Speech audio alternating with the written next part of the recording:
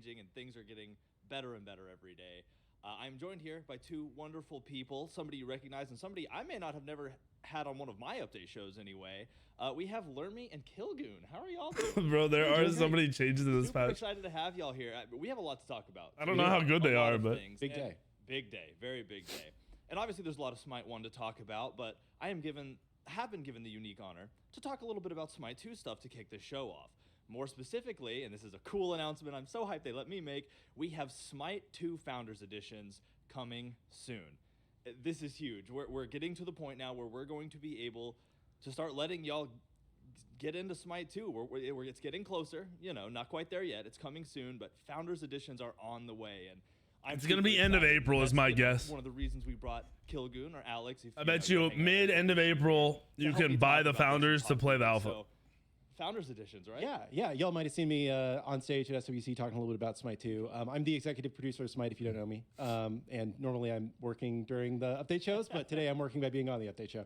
I think since we announced Smite 2, the response has just been amazing. People are so excited. I have people in my tweets and DMs all the time asking me, hey, can I get into these like small tests that we see that you're doing? But really, like, the game hasn't been ready for a wider audience to do it, right? Like, it's fun to play a couple games, but we know that there are some key areas that we needed to fix. A lot. But we're starting to get to the point where we think that the game is ready for a bigger audience to start doing some alpha testing, which is why we're going to have these Founders Editions available for you to purchase soon. We're saying soon, we aren't giving you an exact date because we still need to get through some certification on the console side. There's a few other things that we need to get polished up, but please do stay tuned. It's coming really soon, hopefully, and you'll be able to get your hands on it at home. So yeah, maybe the end of this month if they're just waiting on certs. A plethora of things, not the least of which is access to these early alpha tests we're talking about. And you know, I always like to tell y'all how invaluable y'all are to us. I mean, we're here in the 11th year working on the second game because the community has stuck around and helped us figure things out and helped us just get through these crazy years. And we need you more than ever now as we get towards this. Once Founders Editions go on sale, if you're interested in helping Smite 2 be the best it can be, we're going to need y'all to pick that up, hop in these early alpha tests, and help us make it the best game possible. Y'all will be giving us feedback during this super early stage, super early developmental period of Smite 2. And I tell you what, our teams pour over that. It's like the pot of gold at the end of the rainbow. Every time they get feedback and the forums come back, they're like, all right, this is what we need to be looking at. How do we make the game better compared to how it was yesterday even? So super excited about all of that. And I mean, I guess it's worth talking about what's in each of these editions, huh? Yes, it is. All right, well, let's get into it. So there are 3 Founders Editions that will be available. First up, Standard Founders Edition. Now, don't let the word standard mislead you. It's anything but. There's a lot of cool stuff right off the bat with that. So first off, you're going to be getting access to the, guaranteed access to those alpha test weekends that we host in the future. Again, we don't got hard dates for y'all right now. Game design is an ebb and flow process, but we're really trying to get there because we're so excited to let y'all in. But it guarantees you access for the platform that you purchase on. This will be available on your favorite platforms. We have Epic Games, we have Steam, we have PlayStation, Xbox.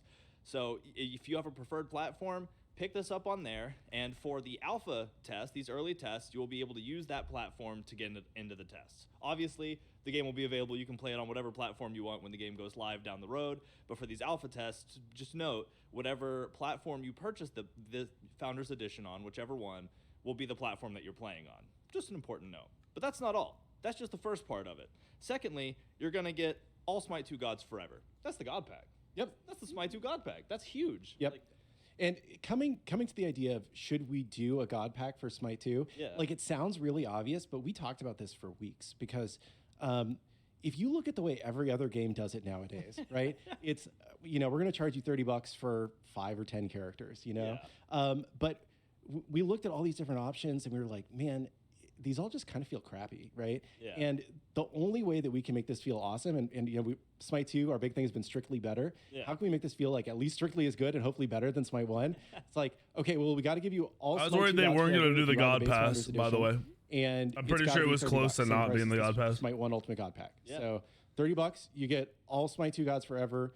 You get access during the alpha weekends, which I'll talk a little bit more about in a minute, and you get this other stuff too. Yeah, well, That okay, God so to finish Pass, that by out, the you way, also get a by everyone Founders outside of Avatar, Smite, says it's the Badge, and best title. gaming So you get value, cool stuff to show off you were one of thing the there founders for is. Smite 2, and the Smite For 2 any game. Cacodemon 2 Ymir skin. So for those of you who are longtime fans of Smite, that was a skin that you got when Smite 1 was in its infancy. And now if you get this first level of the Founders Edition of Smite 2, you'll be getting the Cacodemon 2 Ymir skin as kind of a celebratory upgrade to a fan favorite.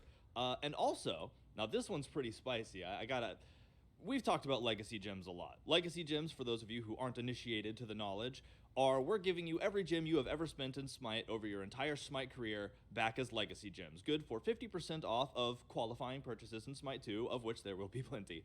But we were like, what more can we do to tell the community that we love them and to thank them Bro, for their I'm about to support have over all like these years and 8 moving into million Smite 2 Legacy Founders Gems. Edition release phase.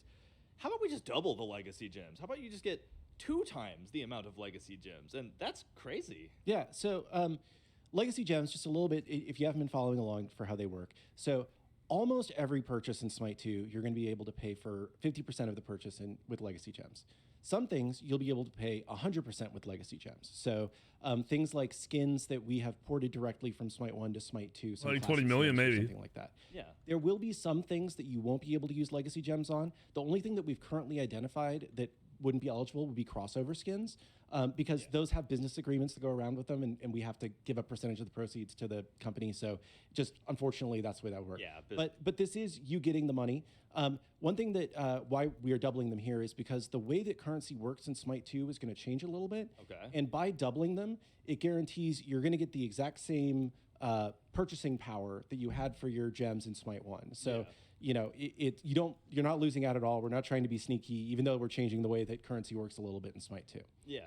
I mean, again, it's double, you know? Like, Legacy Gems is a really cool thing, and obviously bias standpoint, right? I work for the company, but like objectively speaking, that's a cool thing. I've never seen anything like that. And then they were like, "Oh yeah, we're just gonna double them if people want to buy the Founders Edition." I'm like, okay, that's crazy. 50 plus 50, that's 100%. I don't know, man. It's a lot of mental math I'm not gonna break into, but it's super cool. Yeah, and that's just the basic Founders. It's just the basic Founders Edition. And real quick, if I can just Please. one thing about Alpha before we move on. Dive in. So this Alpha will be a real Alpha. You know, this is not a marketing Alpha. The game is not done. We have a long way to go. What we're planning and the way we're planning to roll this game out is that we're going to do one weekend a month where the game is available to play in Alpha. Yeah. Because we really want your feedback, like Dandy was saying. We want to know what's working, what doesn't working. Are you liking some of the changes that we're making? Where are the areas the game still needs to improve?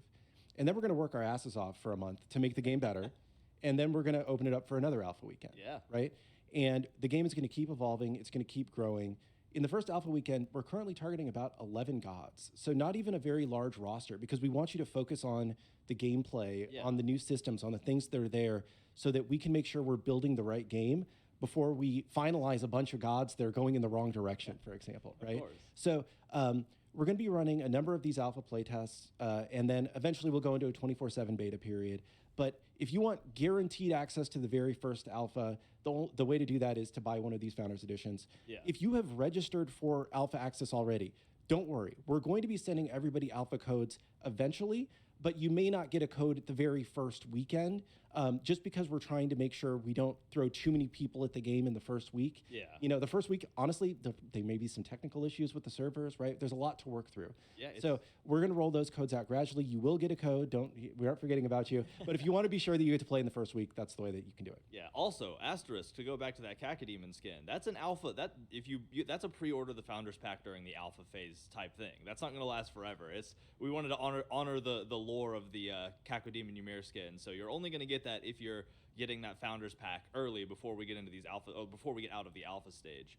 But I mean, like you said, it's not a marketing Alpha. This is a true Alpha. Like we want the veterans to come into these Alpha tests and tell us the granular information, like auto attack desync, and we want the microsecond plays. We want y'all to tell us, does that feel good or bad? We want the new players to come in who have never played Smite before and just tell us from a high level perspective, are you having fun as a player? Like that is all super valuable, and that's why we want to get the floodgates open as soon as we can to everybody for this very much an Alpha game, is because it's a lot of fun already. We've gotten great feedback from the people we're already working with, but the more the merrier, and we're excited to get people in for that. Definitely. So we went over the standard Founders Edition. My voice I went through puberty right there.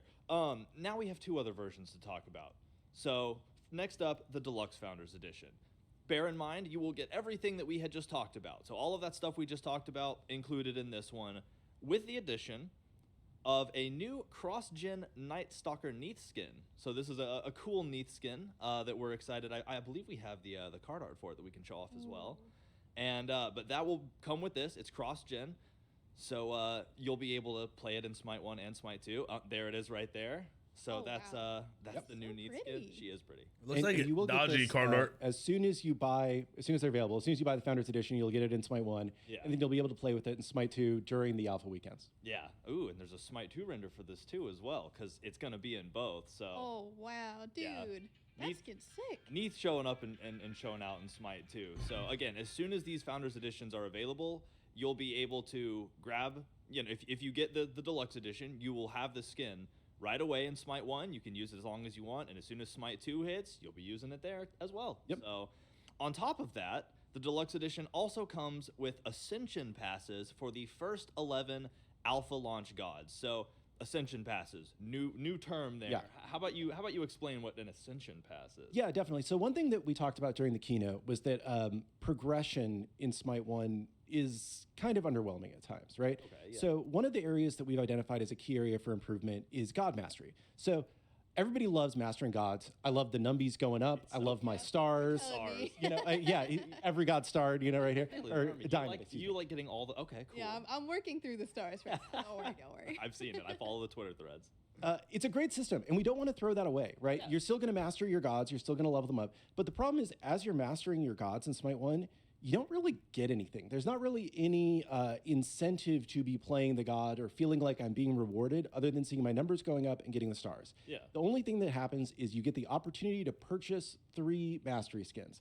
And what we found is that most people don't buy those, and they don't really use them. So we wanted to overhaul the way that God Mastery works in Smite 2. Okay. So basically, we aren't really ready to talk about all of the details of this today, but I'm just going to give you kind of the overview. As you're mastering your god, you're going to get rewards for free just unlocked at every level. And if you have an Ascension Pass, there will be additional rewards that you will unlock at every level. So you'll get extra skins, you'll get, I don't know if I can spoil it yet, but stat trackers. Ooh. Pretty exciting. I know that's something people big. have wanted for a long time. Big. You'll get a lot of stuff that you maybe would have had to purchase in other areas of Smite, all themed to that god. Yeah. So if you like a god, it lets you just get more content for the god by playing it. And the one other thing I'll say that we're still finalizing the system, but the current plan is that the first couple mastery levels in Smite 2 will probably go a little bit quicker than they go in Smite 1, so that you can get access to more of this free stuff or stuff in the Ascension Pass more quickly. Yeah. But it'll take the same amount of time to get to rank 10 and the same amount of time to get stars. Like the idea isn't we're changing that. Yeah. It's just the first few levels might go a little quicker so that you feel like you're making more progress and getting value out of it. Yeah. Okay. I mean, that's cool. I love that kind of thing. I love being able to see the stats, especially for the characters I love the most. I love knowing and being able to flex I mean, this is how good I am at this. I don't know about y'all, but so that's really cool. So that's going to be, those are the 2 extra things you're going to get with the deluxe edition if you upgrade from that standard. So you'll get Ascension passes for 11 of the alpha launch weekend gods, and then that new skin that we showed you. Oh, I don't think we mentioned the price. So this, I believe, will be $60. So the base edition's $30. Got it. This edition is $60. Got it. All right. So then that leaves us with one edition remaining. We have the Ultimate Founders Edition. And that will have everything we just talked about. So, can go down the 2 levels above, I guess, and you'll get both of those. And then you've come to the bottom. You've come to the final one, the master of them all. And with this one, you're going to get an Ultimate Edition avatar, badge, title, to showcase I wanted this game. I was here. I am the ultimate of the Founder Edition owners. And on top of that, you'll get an Ascension Pass for 23, I believe it is, gods. I believe that's correct. So that is, nice. Yeah, that's a lot. So 23 gods worth of Ascension tracking and all that cool stuff we talked about. And this one's I'm really hyped for this one. We have the first Tier 5 Smite 2 skin will be available with the Ultimate Founders Edition. So I'm building in the hype with pauses. And it's going to be a Zeus skin. We have the card art here we can show you. So this is the Fallen Zeus. This theme is just so cool. Zeus, you know, traditionally has a shield. All right, did I see Zeus shield. tier 5 We've got- skin? We've got sword, we've got axe, and we've got giant. Was that from giga the fists. So cool. the founders Yeah, pack? absolutely incredible. And it bears mentioning, first T5 in Smite 2, and that means a couple things. First of all, yeah, it means that okay, we hold wanted on. to go back to kind of the Hold beginning on. of T5. Is this gonna be and that's Thor? the It's gonna be like evolution Thor, it's system. an So you'll see evolution. here, you know, there's got three different evolution versions. We're 1, going back to 2, the and classic 3. tier This 5 is dog mechanic shit. Of watching This a is skin okay, this is evolve dope. as you level throughout the game. It's just because like Thor. It's one of the classic. It's just classic tier 5. You know, it's part of what made them as cool as they are.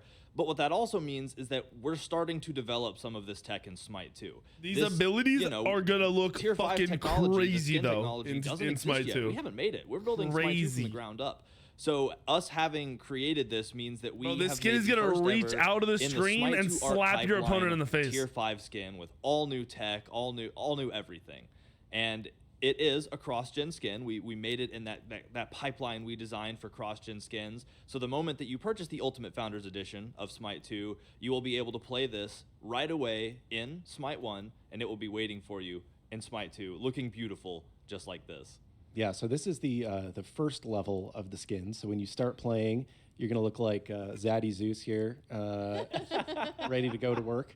Why's he got a random sword? It's kind of like, you know, demonic. Yeah. But like there's something beneath the surface there. That but he's sword kind of a must not dapper supposed to be dude, in there. It like, must be a He's definitely, placeholder like, got this kind for of like his shield. businessman Wait, vibe about unless him, he but throws he's the like sword instead of the edgy shield? At the same time, you know what I mean? He's like dabbling in the dark arts, and you know, he might be looking for more power. Yeah, I super agree. Then you move forward, and that power is starting to come to the surface a little bit. You got yeah. you got the horns, the business uniform is starting to get torn away, and he's just buff, dude. Like, Zeus, That is one buff Zeus. that is one buff Zeus. Homeboy got the summer bod ready. Yeah, I think that's like a 12 pack maybe. I don't know. Wait, now he has an axe. It's yeah. What the fuck Yeah, is and going he's got a on? new weapon too, which I think is really cool. The fact that he's like got all of this like gold, like jewelry and adornments and stuff is really awesome. And you can see kind of like the chains are breaking, and he's slowly gaining all of this power. And you know, Form 2 is pretty cool, but I'm excited to see. But what- really, Form 3. it's all about Form 3, Oh, right? yeah. Like, Oh yeah. There it is, dude. That's The dope. wing gauntlets are incredible to look at. The silhouette really like changes quite a bit between each piece, but it still feels like a very magical character throughout the whole thing. And the weapons, I think, is gauntlets really are the biggest fucking deal for me sick. because like just having these like giant magical fists alongside you is so cool. It completely is. I don't know. I'm lost for words. And I don't know if you said this out loud, but this is a cross-gen skin. So you'll get this Yeah. skin in Smite 1 and in Smite 2 Yep. if you buy the Ultimate Edition Founders Pack. yeah, you'll be able to play it Bro, right I'm buying away. the moment that you ultimate purchase in super Smite 1, ultra and then when Smite fucking 2 Founders hits, you're Pack. gonna have a tier 5 in the pocket, ready to load up and try out. And if you think that these renders from Smite 2 are beautiful, seeing them in live action, seeing the ultimate rain down from above, it just, if y'all have kept up with some of the deep dives we've been doing, y'all will be as hype as I am to see this live in action. Even if he's ulting you and you're being dominant, you know, it's still nice to look at least. So let's go ahead and check this out in game in Smite 1. In Smite 1. Smite 2, y'all have to see for yourself. Oh, this is the VXG. That's cool. Yeah, dude. A weapon like spiraling. Pay around, attention to the too. abilities if And they he's show still the throwing abilities, around guys. His lightning bolt as per usual.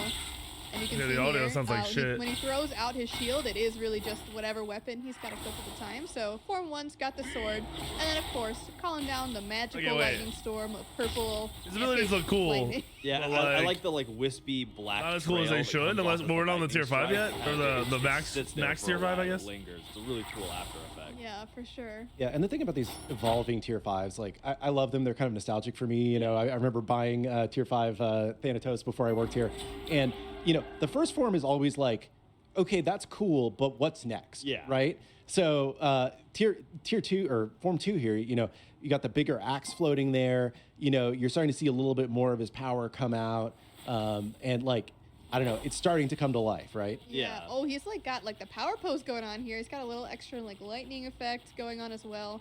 It's really, really sick. Yeah, that weapon spiraling around is still as threatening. Went from giant sword to giant axe stab. It's just, and it's so cool that the weapon, like the actual model of what your shield is, changes as Yeah. the skin evolves. I also want to give a huge shout to the audio department, specifically for the 3.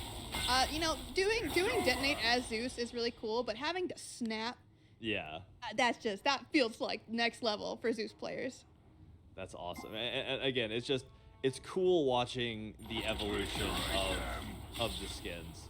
Yeah. Is it just me, or does that ult look more grand too? That was weird. Everything gets a little cooler at every level. Right? Yeah. Because I don't remember all of the structure around Yeah. it for the first one. So Yeah, I mean, when you're becoming a god. I don't know, you bro. start to get For a little tier bit- 5 skin, I There always are expect the abilities to be perks cooler than to this. Oh yeah. awesome. It's We too got one basic. more form to see. Let's check out the third and final. Like, form. this is why Ull's tier 5 is the best tier 5 in the game, Yeah, because its dude. abilities actually look this, dope. this final form is just, it's so cool. Like, when we were running playtests with this skin, we were like, okay, this is cool, and then he gets to the final form, and everybody's like, holy, like this is cool. The hands are and, dope. Like watching the weapon hands track his actual hands is crazy. Like they're extensions of the character model. It's just wild to look at. He has the full power stance.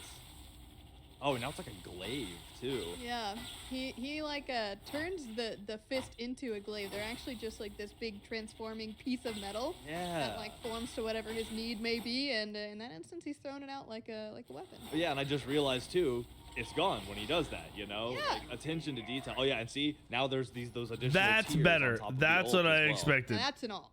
Yeah, now that's an ult. That's a what proper I fucking ult expected. Right And the snap, That's sick. the snap, dude, I can't get over it. It's so cool. Guys, don't look at explosions. there. It really is. How?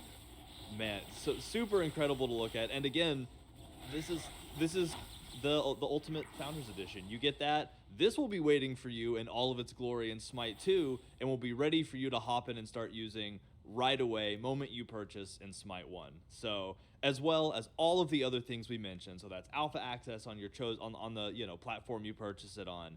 That's double the legacy gems. You have the Neath skin. You have the Ascension path. It's just so many things. Kakademon Emirs. Man, and I don't know. I could talk about this all day, but then we wouldn't have time for the rest of the show, and that would make me sad. So get ready for those. They're coming soon. Again, we don't have a hard date for you right now, but they're on the way, and it's just.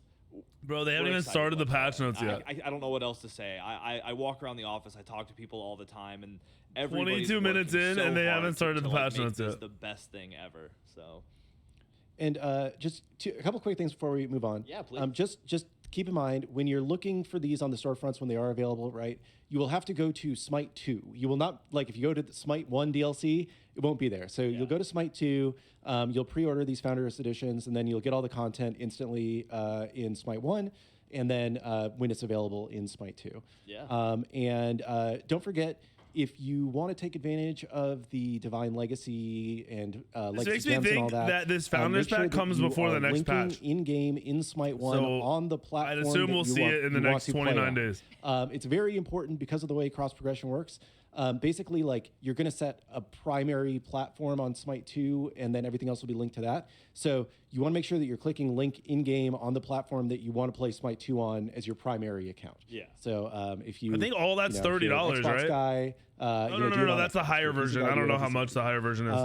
For the tier 5. And I think that's The base everything that Founders I is wanted to 30. talk I think about. they said. I don't know what the think we said how higher much version the costs. Ultimate Edition is? 60? Go for it. So $99.99. So it's 30 it's bucks, 100. There you 60 go. bucks, There you 100 go. bucks are the 3 different levels of the Founders Pack. Scaling. Yeah, it's a logical scaling. Like And the again, ultimate Founders pack or something. counts. That's important. That's so important. We've been talking about 30, legacy gems. 60, I've been 100. nailing it into y'all every single time. And A night with me for 60? That's all you'd spend? You can get just by getting Oh, that's these accounts fucked. linked up. So please, Not friends, even 100. someone link those Not even accounts. 101. All that stuff. So anyway, I'm gonna quit blabbing. I just talked about a lot of stuff. How about we get a recap of all of the amazing stuff I just talked about No. in a quick video, real. Here at Titan Forge, we've been working really hard on Smite 2, and we're very excited to get the Founders Pack into you guys' hands. The Founders Packs are your guaranteed way to get in and participate in our Alpha Weekend playtest. We'll be doing weekend tests following the release of the Founders Pack, and those who purchase the Founders Pack will then have access to all of those Alpha Weekend tests before we go to beta. This is your chance to get into the battleground early, see what Smite 2 is like, and give us all of your feedback while you play. There are 3 ways to become a founder: the Founders Edition, the Deluxe Founders Edition, and the Ultimate Founders Edition. Plus, pre-order any pack before the alpha ends to get the Kakademon Ymir skin. The Founders Edition pack gives you full game access, all Smite 2 gods forever, a unique Founders avatar and badge, and 2 times Legacy Gems. The Deluxe Pack includes all of that, plus the cross-gen Night Stalker Neath skin, and Ascension passes for 11 Alpha Launch Weekend gods. And the Ultimate Edition offers all Deluxe Edition features, along with Tier 5 cross-gen The Fallen Zeus skin, Ultimate Edition avatar, badge, and title, and Ascension passes for 23 Alpha gods. We wanted the Ultimate Founders Packs to be really exciting, so we've included Smite 2's first ever Tier 5 skin for Zeus. This Zeus skin, by the way, is cross-gen, which is pretty dope, and it looks amazing. It was really important for us to find ways to reward our Smite 1 players. So all Smite players will get Legacy Gems in Smite 2, but Founders Pack purchasers will actually get double their Legacy Gems in Smite 2. If you buy the Founders Pack before beta releases, you get Kakadu and Ymir again for Smite 2, and it's gonna be amazing! Another benefit to purchasing the Deluxe and Ultimate Editions is access to the Ascension system. It's a reimagining of the God Mastery system that we had in Smite 1, and we're excited for players to get to master gods in new and exciting ways in both of those systems. The teams are working so hard, and we can't wait to get it in your hands. We'll see you on the battleground. In Smite 2. Fuck yeah.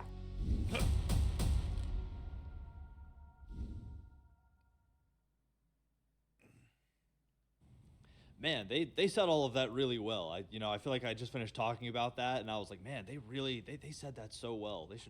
They could do this. They're amazing. I love everybody I work with. Anyway, welcome back. Super excited. We've talked about Smite 2, but there's still plenty of Smite 1 to go over, and trust me, we got some crazy stuff here today. So I'm joined by a familiar face and a new face on the couch since the last 5 minutes, and that's Lermy and Chaos. So, hello, welcome aboard, again. Chaos. Yeah. So, y'all excited to talk about some stuff here in a minute? Dude, unbelievably excited. I've been excited for weeks. I'm not gonna lie to you. I've been, every time you tweeted about it, I was like, I know. I can't. I was on vacation. I was thinking about it. I'm not gonna lie to you. It's hard to not when you're just so excited about everything coming towards the game. Oh, I am excited to give y'all the chance to talk about it, but we have a few more things to go through. I know y'all are gonna get sick of me talking. But let's do some news real quick. So y'all got all the big news right up front. We have some other really cool stuff in the works as well. You might have remembered me talking about the Content Creator Cup. So that will be continuing. It's still going. Actually, signups for NA are going through tomorrow, and we have some matches this weekend. So if you're interested, make sure you're hitting those signups. Grab your community, get in here, and strut your Smite. Because we have opportunities for people to do so, and we're excited for y'all to come in this weekend and watch NA. EU, don't worry, we haven't forgot about y'all. Signups are going strong for y'all as well, and your matches will be coming next weekend. So still got some time if you're over on the EU side of things to get brought in, but it's been going strong. It's been fun to see everybody show up and show off, and we hope that y'all are as excited as we have been and continue to come in and just put on some really good matches. So super cool stuff there. But now we're diving into some of the content of Smite 1's update. They did slow on, yeah. First up, we have a calendar celebration event that we're excited to talk about. So y'all should be familiar with these if you're longtime Smite fans, but if not, essentially it's just a big old celebration event. It's a bunch of free stuff for y'all from us. There will be a big old calendar when you log in on the event page, and every single day that you play Smite, you'll earn a free reward. Now be warned, that award is only available on the day that it is shown. You log in, it says this is today's reward. That's it. That's for that day. So make sure you earn it and log in tomorrow to earn the next one. Because if you earn 6 of these, you're going to get a free skin, the embalmed Anubis skin. We have the card art right here for you. Ooh, bro, this is a nice recolor for Anubis. I love the like purple and the teal going on. I think it's a really good combo of colors, you might say. Yeah, I like where they, when you apply like a bright palette to a character that otherwise has a dark palette, or even do the inverse. I really liked seeing this on Anubis. Yeah, it brings out some aspects. Hearing that Chaos talk is like, and he's really bright. He's really bright. Yeah. It's reminds music, you of Mastery bro. Skin almost, with how like He used real words other than the same shit every now, fucking week for the last 10 years. And uncharacteristic. This is actually a rare exception to a system. This skin sucks, by the way. This is a cross-gen skin. It's a free cross-gen skin. This skin is so ass. if you earn 6 of those rewards, then you'll get this this wonderful skin for free in Smite 1 and Smite 2. And we have a Smite 2 render here to show you that we ain't fooling. Yeah. Yeah, that's awesome. The Dude, definition of the muscles in Smite 2 is nuts. It is very incredible. Just is. The I skin is talked about it a ass. lot the last Even time. for that a we talked recolor, about this is skins in ass. Smite 2, but you really can just tell the difference in Whoever quality does between like the textures. color I mean, the palettes and color materials, they look coding great. for They them look is realistic. They do. kind of fuck it I up think with the a colors lot do of these pop skins. So much more in Smite 2. Not it's all of really them. Nice to see. I agree. So again, this But like the event is going color to be changing dropping ones with where you can pick the different colors, those are all 11.3, which is terrible the update palettes. coming out next Tuesday. Make sure that you're logging in and playing that daily game. It's my injured day. Like I just had dinner. I'm gonna go to bed in 10 minutes, but I got time for I'll an give a arena. Smite. Just one. Yeah, I got some That's all I gotta Smite do. in me, and you'll get free rewards for doing it. So make sure you check that out. So from there, we got some more skins we're going to talk about, starting with the Death Squad chest. So it's going to be a new chest coming out with a Loki skin, and we have Slasher Loki. Now, I like this one a lot. This one's Oh. good Loki Oh. horror skin. Okay. Yeah. I think this one's really sick. See, I like, love why- light why color, not drop light these vibes. during This is Halloween, though? definitely selling it to me. Yeah, you could say that. I feel like this would be just a sick, The actually a mouthless cool mask Halloween thing skin that is- they never do. I don't know what particular genre of horror This is that dope. falls under. Well, the card but art's I'm there dope. We'll for see what it looks like every in time. game. Yeah, he's creepy. In game, but he's gonna be holding like cool. a fucking I'm trying to find butter the right knife words. instead of a real knife. That's fair. Like Halloween-esque. Yeah. Yeah. Or, yeah. Anybody carrying bloody tools with a pair of what is that, pliers strapped to their chest? that's It's definitely a little creepy. yeah, But plier like in a neat way. with a big blade. I kind of Okay. understand what's coming, like it. right? But when you Oh. have pliers, You know what's cool about this? He's got 2 different weapons. That's really sick. that is actually really cool. He's got like the bone saw and then the big old knife too, That's awesome. and kind of business formal too. Like He's got a tie. yeah, when you're killing your enemies, that's a big day for them. You want to dress for the occasion. So this, like most other skins, I love getting to say this, is a cross-gen skin. So best believe if you have this skin, it will be waiting for you at the dawn of Smite 2. And here's the Smite 2 render to show you. The Zoo skin's pretty good in its max form. Oh. It looks so good. Yeah. Like I don't know, the dirty, he has been causing some mayhem to other people aesthetic of the outfit. Just the way the materials look in Smite 2 highlights it so well. Yeah, I think the detail in the outfit and the textures, as like Lermy was saying from the prior skin, it just looks so good in Smite 2. I even think you can really like see here like the subtle adjustments to like the posing and as we go actually into playing Loki in the game, I'm sure the animations as well are gonna look awesome with this. Yeah.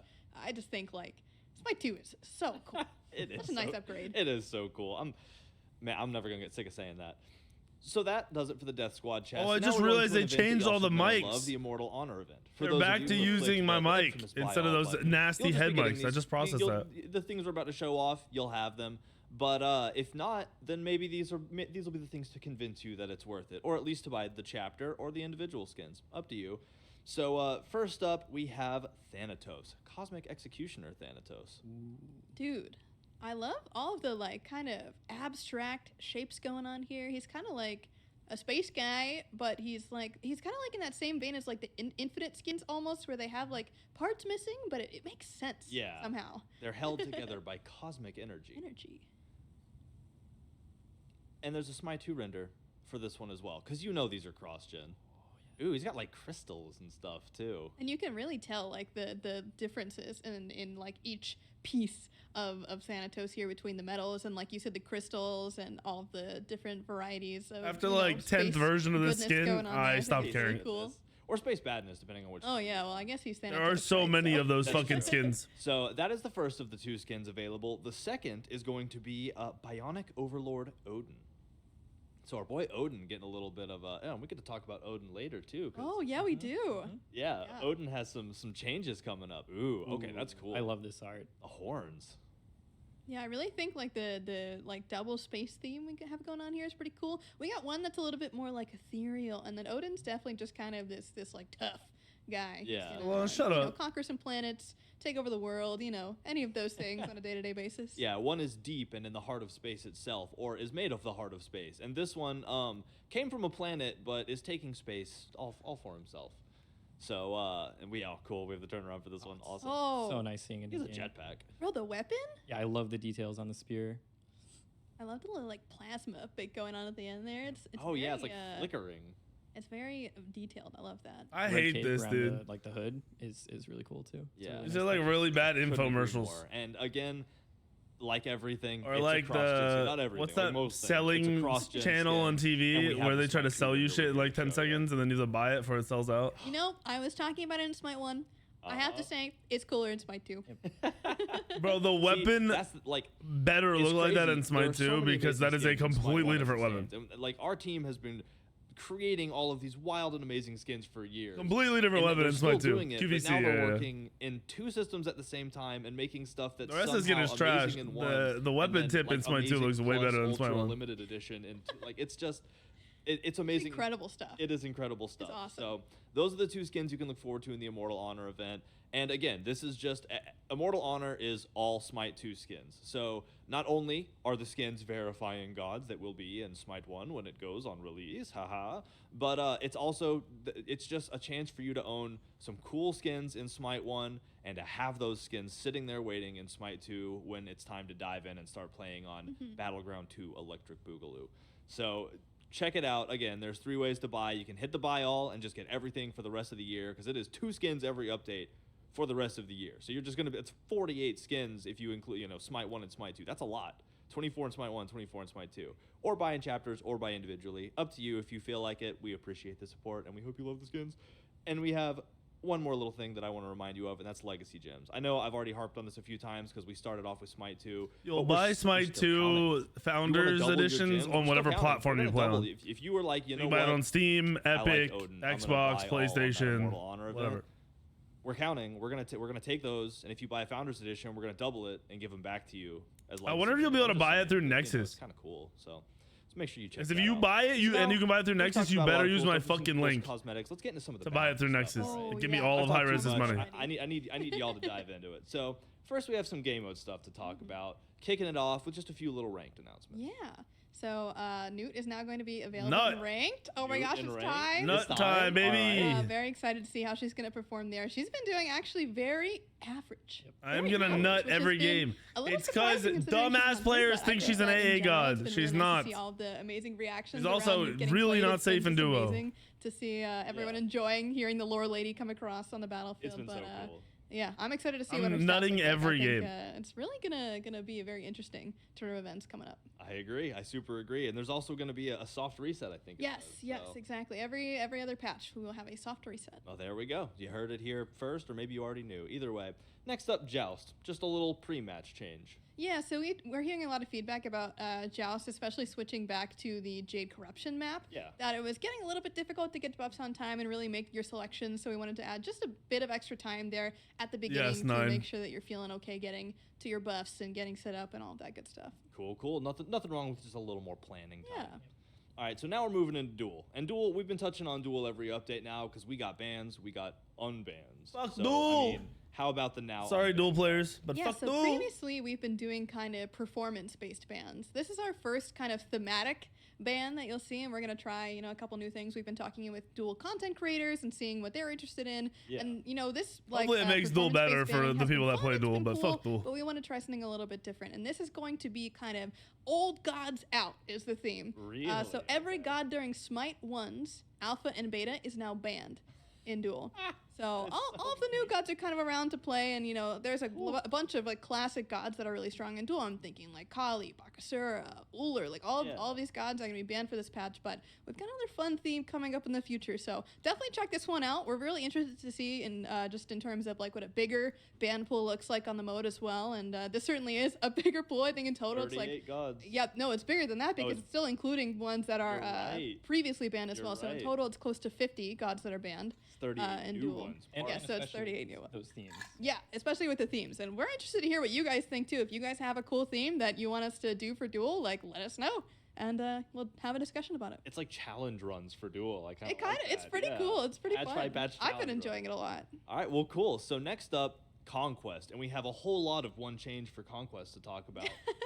Jungle Shop. Jungle Shop's just getting a little tweak. Yeah, Finally. this is just a small I quality won't of life think the change. We heard Brawler's some, fucking discussion about passive is a colorblind jungle players having shop. a bit of an issue seeing the differences between the 'Cause gold seeing and the purple difference are the shops, so we're gonna push same. it a little bit closer to blue. It's a little bit more blue now, and it's going to change the said minimap seeing icon the as well. difference, So like they hopefully it's aren't the going to exact be same. Easier for our That's colorblind troll. players to be able to see that difference, and for everybody else, it's just going to be a slight huge shift, a little bit more towards blue. that's one of those changes that's just cool. That's cool. Thank you for the feedback, and we hope that it helps.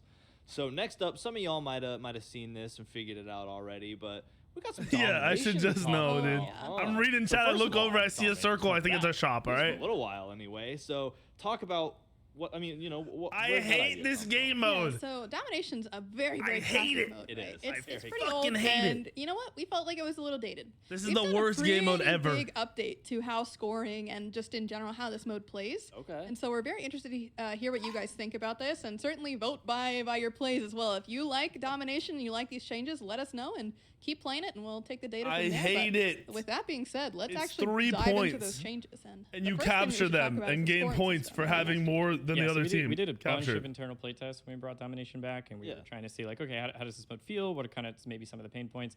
And one of the things we noticed is that the scoring was actually controlled by the minions going into the portals, right?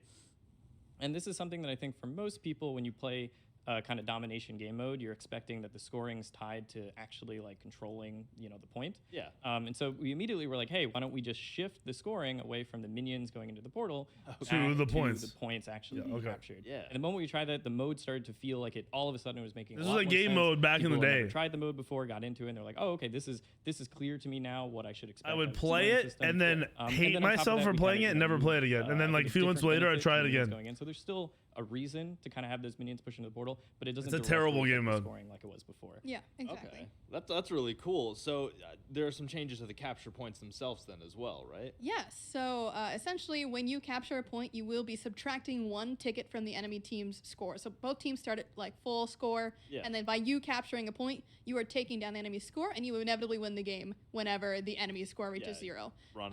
So that's the TLDR on that. It's every 3 seconds, depending on how many points that you have. But there's also a special incentive for capturing all 3 points, where if you do, you get extra points that you take away from the enemy's score. So Okay. if you are being able to get all 3 of those points, we're calling it a total domination. It's Awesome.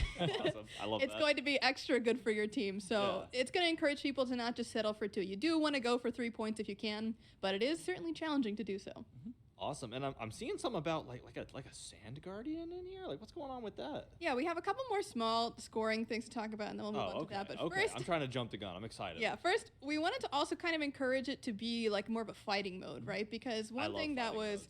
kind of confusing about this mode is that like you're fighting a lot in the points, but it doesn't really feel like it's doing that much. Yeah. Like what are you really gaining from fighting? So you are actually going to be gaining tickets now when you get kills on the enemy. So teams that's that better. are, All right, they're making the getting game kills mode better are than it going was. To be It was shit decreasing before. enemies' tickets. So a little bit less PvE, a little bit more PvP. We're hoping that really encourages people to get going.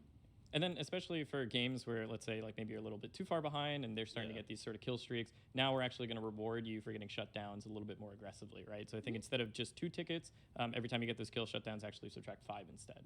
Okay, cool. So there's some comeback, like if you're getting beat down, but you finally got that item, you feel like your build's online, you start catching, you have a chance to catch up. You're not just being beat down the whole match. That's really cool. I like that a lot. Exactly. And then there's, of course, the alternate strategy of wanting to push minions into their goals, which is, what previously would be earning you tickets. Yeah. Now it's earning you global golden XP. So you are helping your team by pushing minions in. It's not necessarily going to win you the game, considering you're not getting tickets for it. Yeah. But it is a nice thing to do in terms of getting yourself that little bit of extra farm that you need to be. Yeah, it'll give you that edge to try Exactly. to get the lead or bring it back. Okay, that's cool. And I'm just a fan of PvP modes anyway. As an arena player for a lot of the time, like I want to get in and fight. So Custom I'm super domination excited games? about that. No. Yep. All right, so now do we get to talk about Sandguard? Yeah, now we can talk about Okay.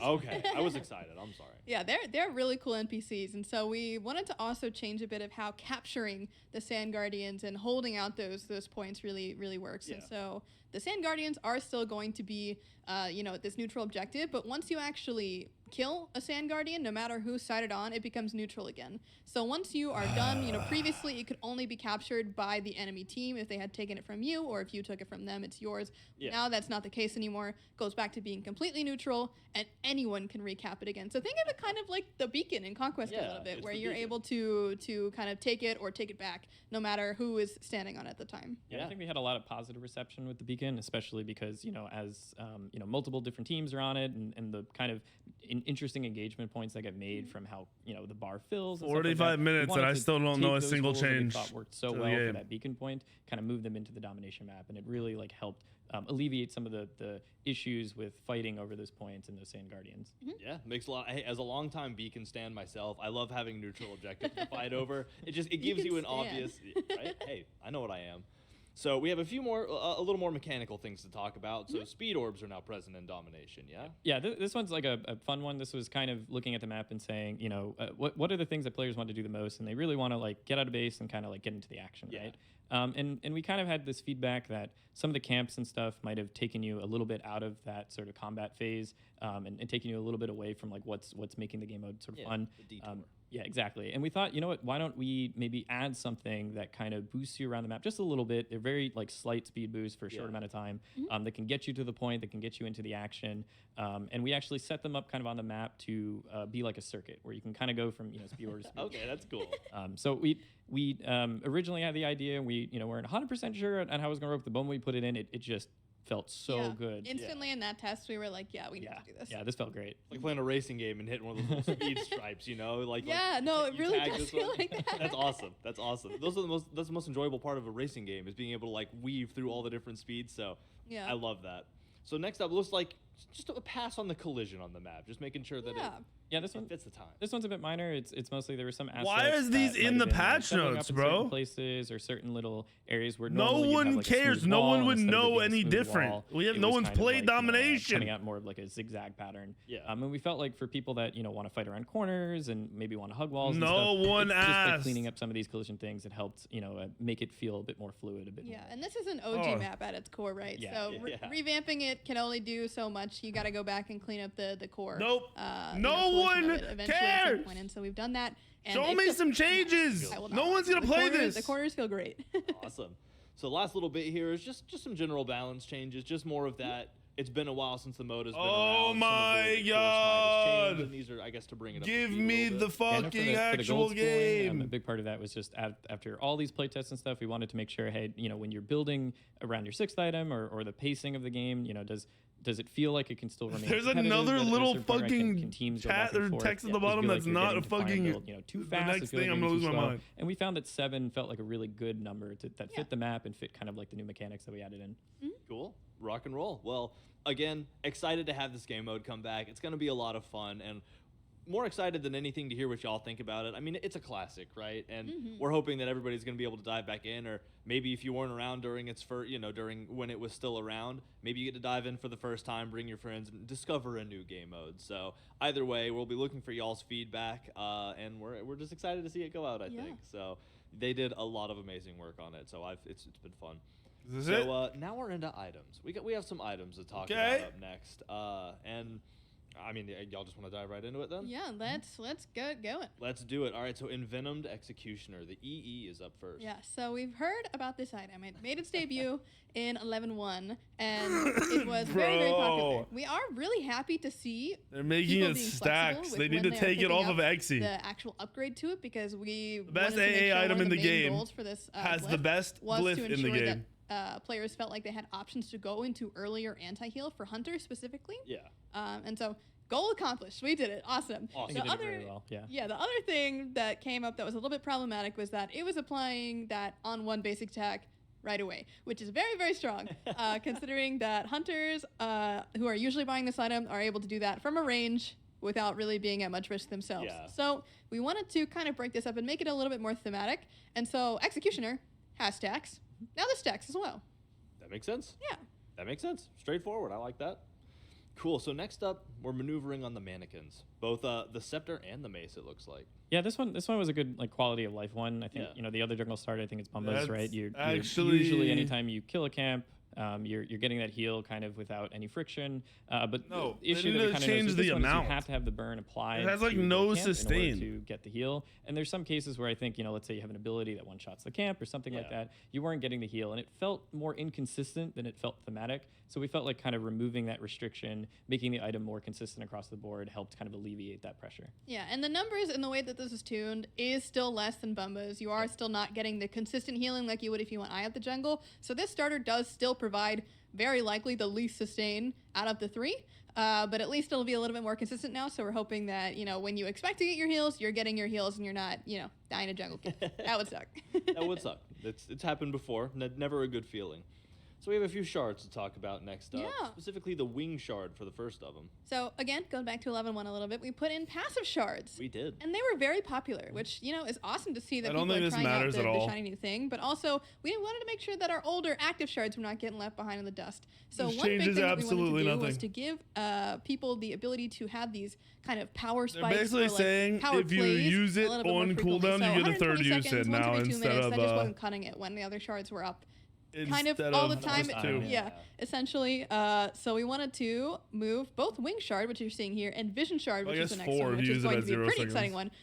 From 120 to 90 seconds. Yeah. So we hope that it gives a little bit more potential to these shards, and I can't wait to see. Yeah, all of you vision lovers out there, come on, it's 90 seconds. You got more time. You can spy those critical spots a little easier.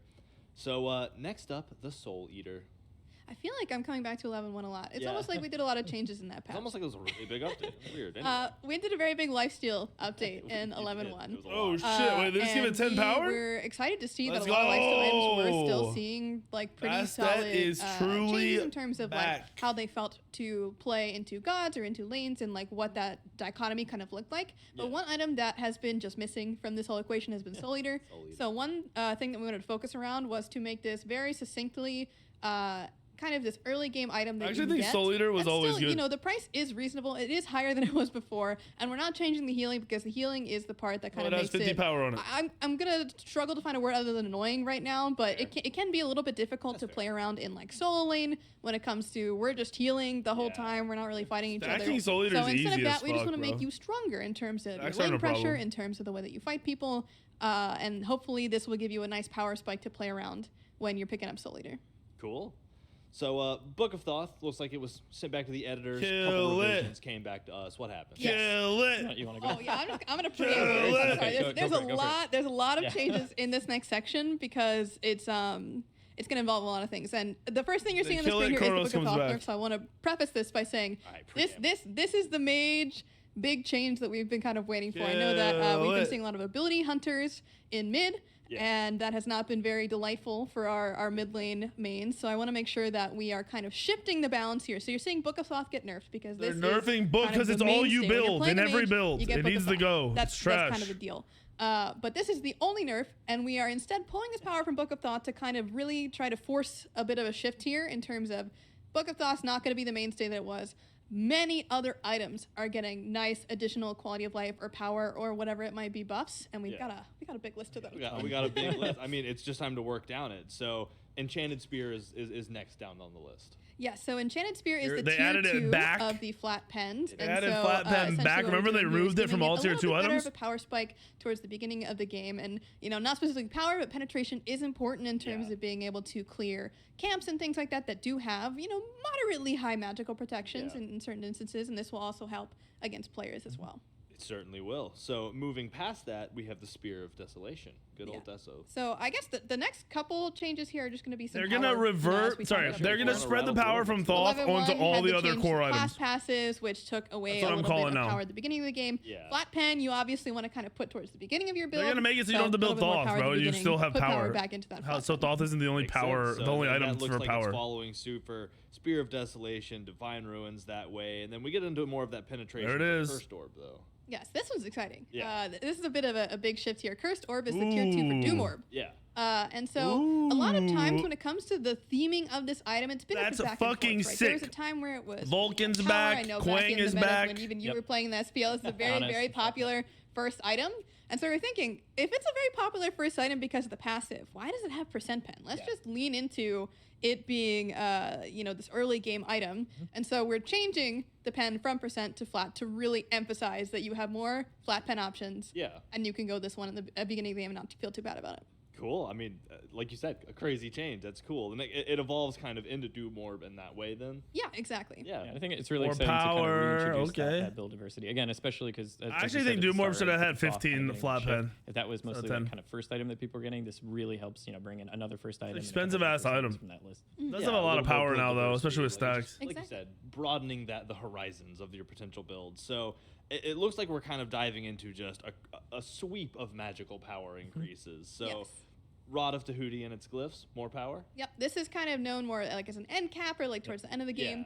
But because mages were still also losing power over their levels, we wanted to make sure that we were hitting kind of all So aspects. there's a god of their change build. that they're gonna It's some, say number that makes of all of these power items buffs. literally be you'll see built Rod of on that Tahuti is god. kind of on the other end of things, but we've got more items as Yeah, well. this is usually an item you're not really building till 4th or 5th slot, right? So Yeah. it really is targeting that sort of late game. Yeah, which is a good contrast to the Doomorb and what we just talked about, like diversifying the early game, giving more potential power to the end game. It really is kind of a sweeping change, which is cool. So Yeah. from Rod of Tahuti, Charon's coin.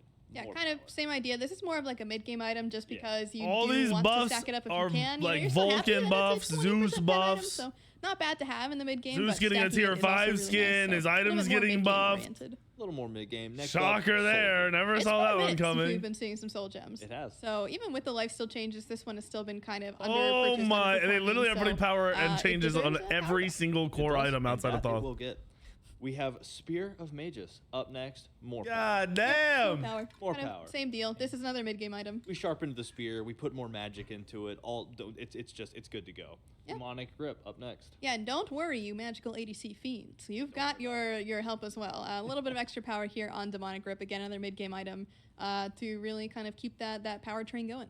All right, and so we're ending on something. Oh, this one's exciting. a little Yeah. different. I was about to say this one deserves a little more preface. We've moved past Power Nation, and now we're into this one. This one's I don't know. More fun. I'm hyped for this one. So Sphinx's Bauble getting a change. Oh, And yeah. what is that change? I already know about this. Yeah, so we're actually removing the protection healing self debuff. I actually remember being in this conversation. We were kind of chatting about what are the reasons that people aren't picking up this item, because we think it's Yeah. really interesting the way that It is. I think it's because its stats are It's ass. one of those that changes a core mechanic of the game. Like, Exactly. It's crazy. But what we noticed, and I think we found it a little bit with Griffin Wing, right, which was that sort of like detriment or that drawback Yeah. really makes players not want to pick this up. And it already It's not even just the stat-wise is drawback, not it's the most stats. efficient The to stats begin are with. ass. So it's kind of like getting a double negative when it Same has with the Griffin drawback Wing. plus The that stat stats are inefficiency. ass. So we figured at this point it might be more interesting of a pickup if we just remove that drawback.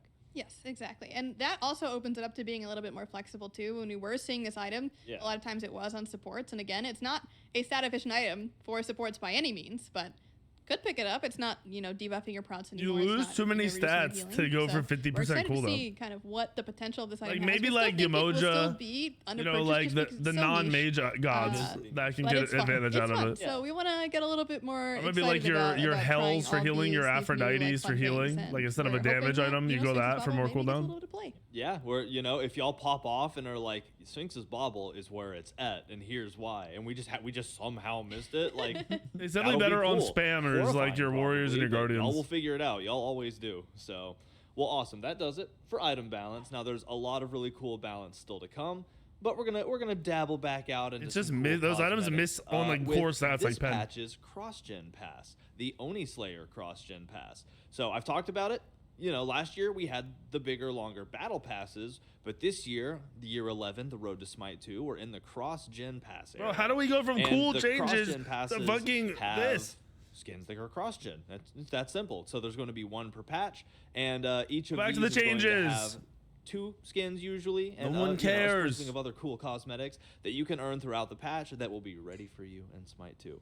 So I guess the best way to do it is to just dive in and talk about the 2 skins, starting with Wandering Blade King Arthur, which is the first of the 2. Oh, dude, I love this card art. Yeah, I I agree. absolutely love this color scheme. I love like white and reds and that shoulder piece. It's such a nice touch. Yeah, he's got a really cool look to him. I mean, I'm just like, I love the King Arthur skin. I love King Arthur, but can I just shout out our incredible art team? Like Yeah. this piece is incredible. It is. Point yourself out in the picture. That's me on the right. I got the cool round hat. So but I absolutely love it. I love this. It's a completely outside of, because King Arthur, the knight aesthetic. I love the clouds. Bro. The But- details in this skin are incredible. Yeah. Can I just say that? It's just, I love the pauldron. It's got this scary, the Oni face. Also, the But- skin textures. Yeah. Yeah, he definitely looks like he's seen a couple battles in his Oh, time. how are we hyping up this King He Arthur definitely has. skin, And bro? again, What? It's just such a cool reimagining. There's no of, world. King Arthur. And I'm gonna say that thing I love to say. It's cross-gen. Let's check out the Smite 2 render. Oh yeah. Oh, It looks so cool. I mean, it's just it's able to be a little sharper. There's nothing wrong with the skin, but you're not Smite 1 hyping because this shit up. It's on a newer platform. So you It's just like see the making definition toast of and things hyping so it much up more like it's clearly. great. Yeah, that's a good term for it. The fuck Definition. outta I here. just really love to see again the difference in materials, and you can really feel like the depths of shadow. Like you can tell like the stance this guy in is really solid. Yeah. All right. Well, I could stare at this for another 45 minutes, but we have things to move on to. Specifically, the second skin in this event, the Dark Supreme Nuwa skin. Oh, hello. Hello, Nuwa. Hello. Change your pace a little bit. I love this theme. Can I just say? Yeah. She's like a super spooky elf lady. Yeah, that's awesome. Yeah. I hadn't even looked at the ears, and I had to pick You up don't on make that I was an emo. distracted by the horns and also the guys in the background. Yeah, those are her minions, I presume. You know what? You are probably right about that. One of the things I love about Nuwa skins is how with every one, like the floating crystals take on a different shape. Oh. too. Yep. So, because these ones are they're like crystal. Bro, Mindy already torches made like almost, 6 you know? builds. Yeah. So that's just That's a good point. that's just a me thing. It's just with every Nuwa skin, I'm like, but what are the crystals? So let's check out what this skin looks like in Smite 2. Ooh. The textures, again, I keep saying it, but it keeps being true. Gosh dang it, our art team's crazy. That's true. Honestly, like if you ever see them on Twitter or in the world at an SWC, like I don't think you can thank them enough for all the incredible work. Oh, you they guys do. will buy So, a skin as shout long out to as them, there especially is because, a again, we're making pixel skins that of boob can showing. jump a 10-year generational gap. from one game pixel to of boob another. and you guys all Like, bought the skin. I don't even understand how that works, and I work at the company. I work around these people, and I'm like, how do you make skins that can exist in 2 places at once? It's magic. So it's godly work, you could say. But Dang. anyway, now that I've said that, that will be the next cross-gen pass, Oni Slayer. It will be available next Tuesday when the patch comes out. Crazy. So look out for that. Earn those skins so that they will be waiting for you in Smite 2. So now we're back into balance. I'm saying you guys are right? down And bad. We're gonna do a little balance. We have one more non-balance and then some more balance. So we got a little back and forth Yeah. left to go. But this balance is framed a little differently. Y'all must have set up your computers in a kitchen, 'cause y'all just been cooking for a while now. Nonstop, Yeah, nonstop. I've been trying to get caught up. Obviously, I don't know nearly as much. Like y'all are the brains behind this, so I've just been staring like outside the window, looking in, like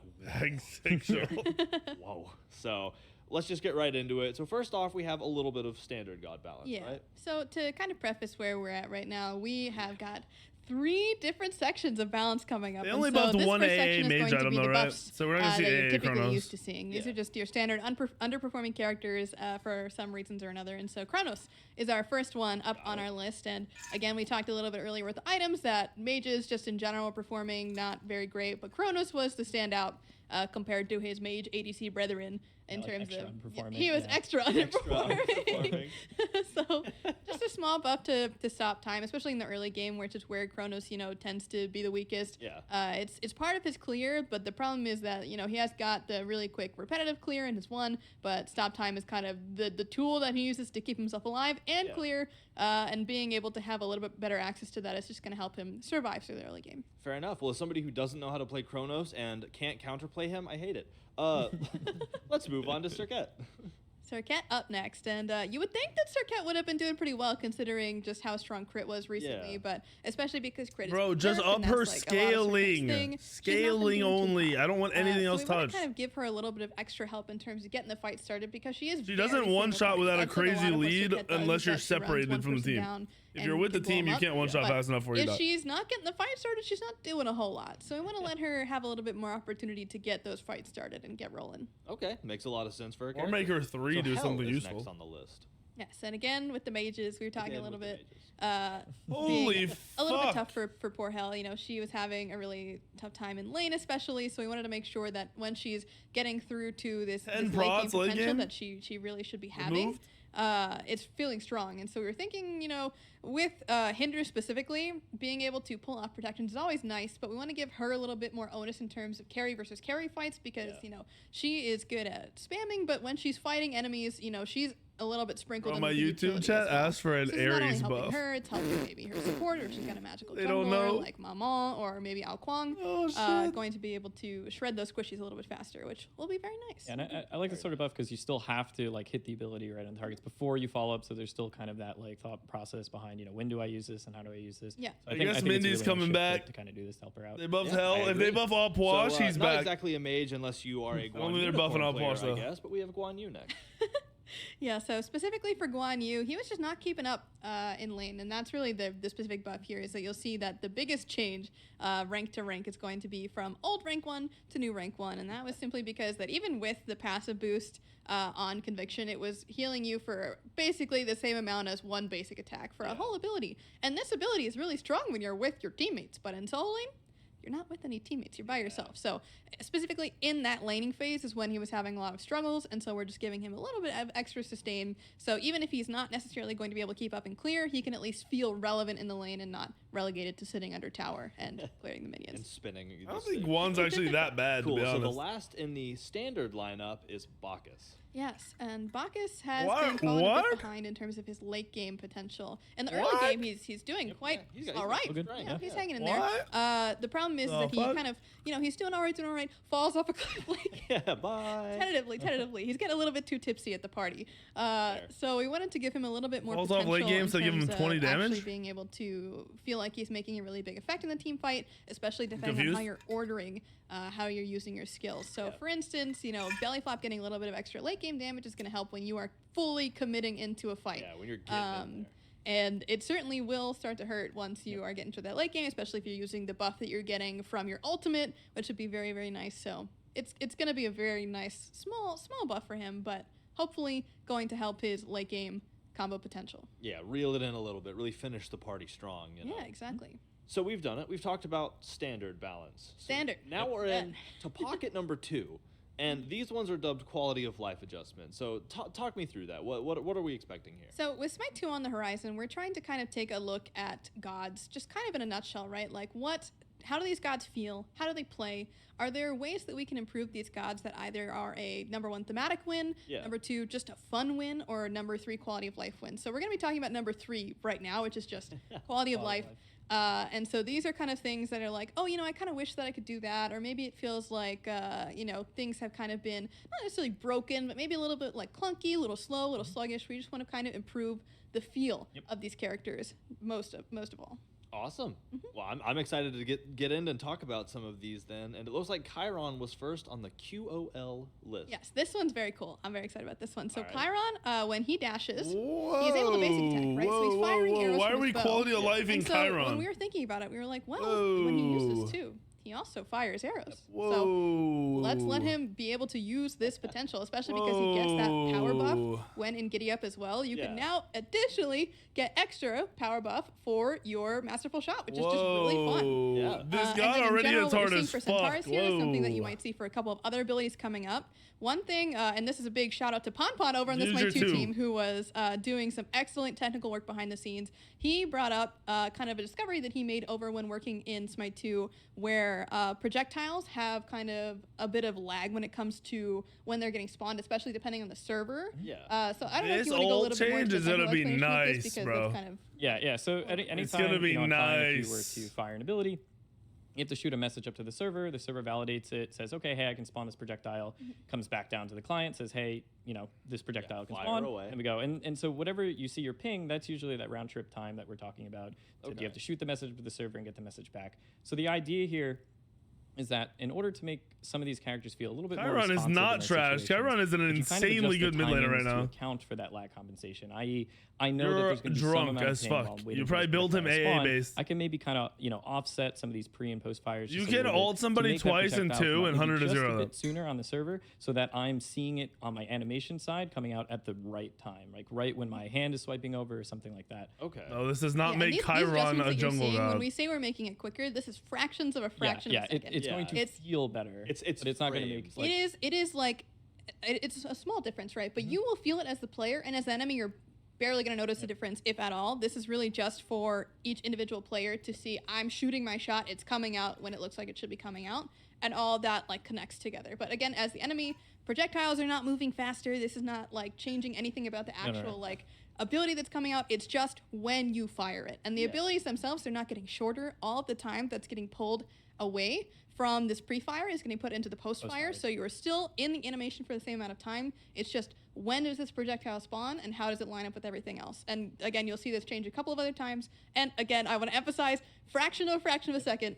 Very, very small, very minute, but noticeable. It's not above. It's one of those things that when you're playing it, you feel it, you know? Like I'm sure for a lot of you gamers out there, you've hit something where you're like, I don't know what it is, but this just doesn't feel right.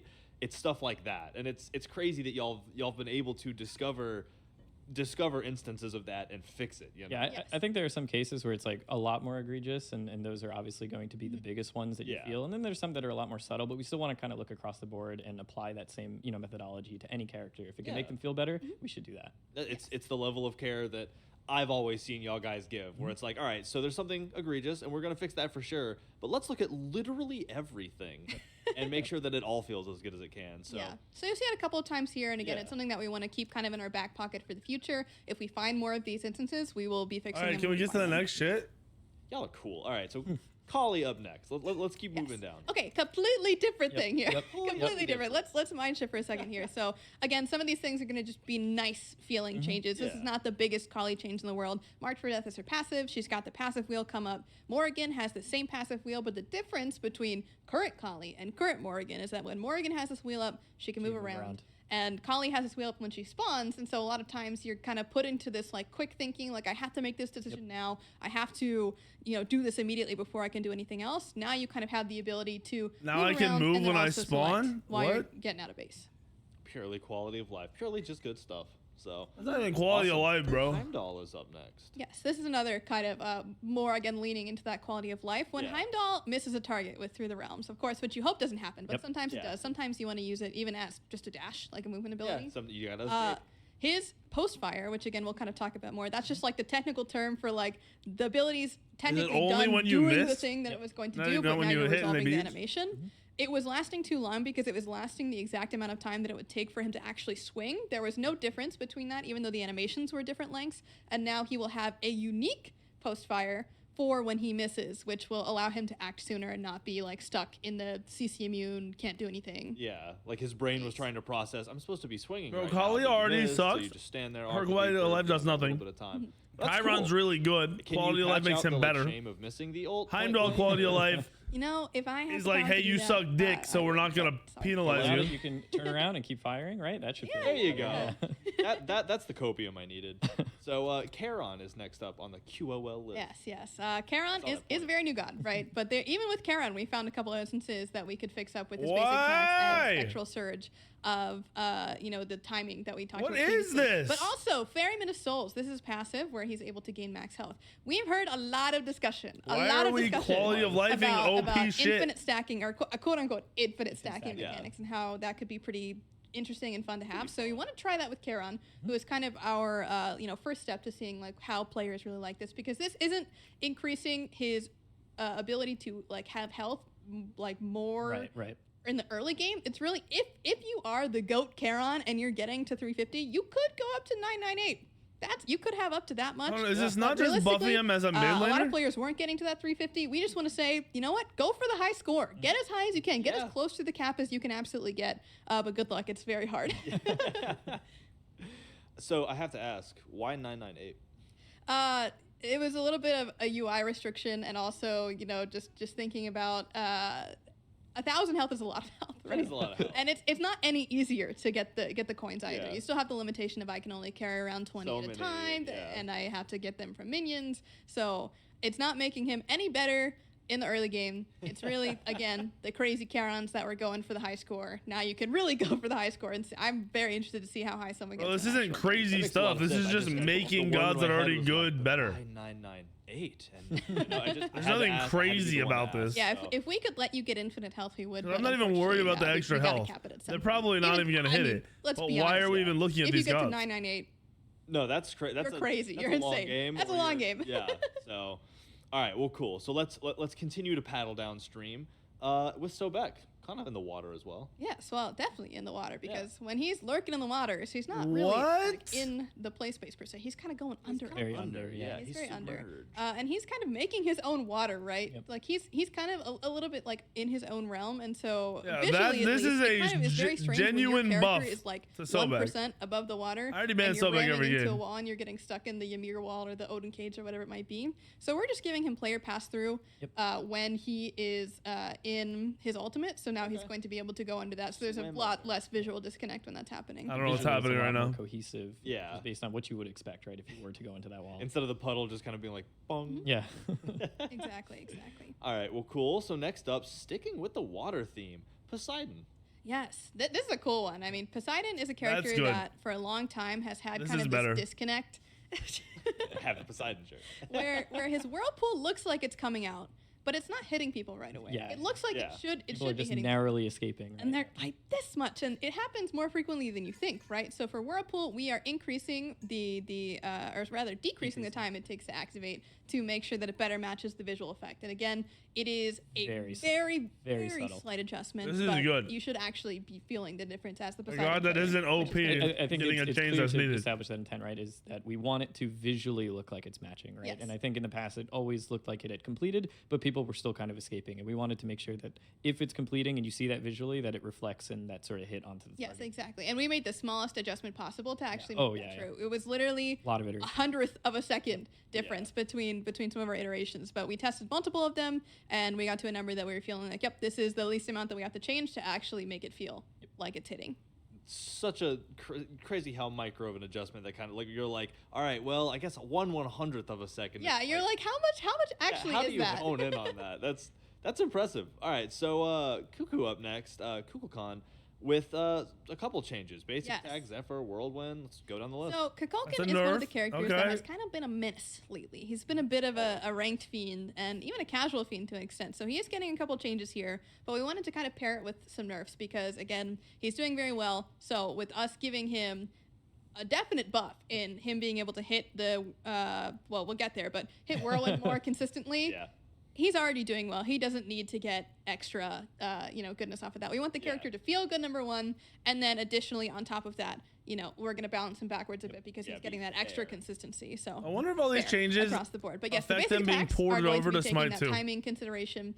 Zephyr is also getting a cooldown increase as part of his nerf, and then if we move if on they're to doing the this next set of before they changes, send it over to Smite Whirlwind 2. is getting that same kind of time to activate as Poseidon, but it's also getting a 2% per tick Okay. nerf, which comes out That's to still 12% actually that's total, kind of which is not OP. a small nerf by any I think means. that's a buff. I don't think that's a nerf. That is a lot, but I think you'll hit again, more cool, whirlwinds now, and I so the appreciate damage that you're scaling like, is we irrelevant want them because to feel 0 really good, damage and sometimes to feeling actual really damage good is a huge buff. comes with the added benefit of being a little easier to play or being a little Yeah, buff. that- So being that able to look at whirlwind that change and is a say, fucking we buff. recognize this is actually a buff, and we're gonna tone it down just a little bit so it's not Yes, crazy. Yes. Good attention to detail. The fact that in Thoth my also got a humble slight opinion nerf. as a I don't know everything player.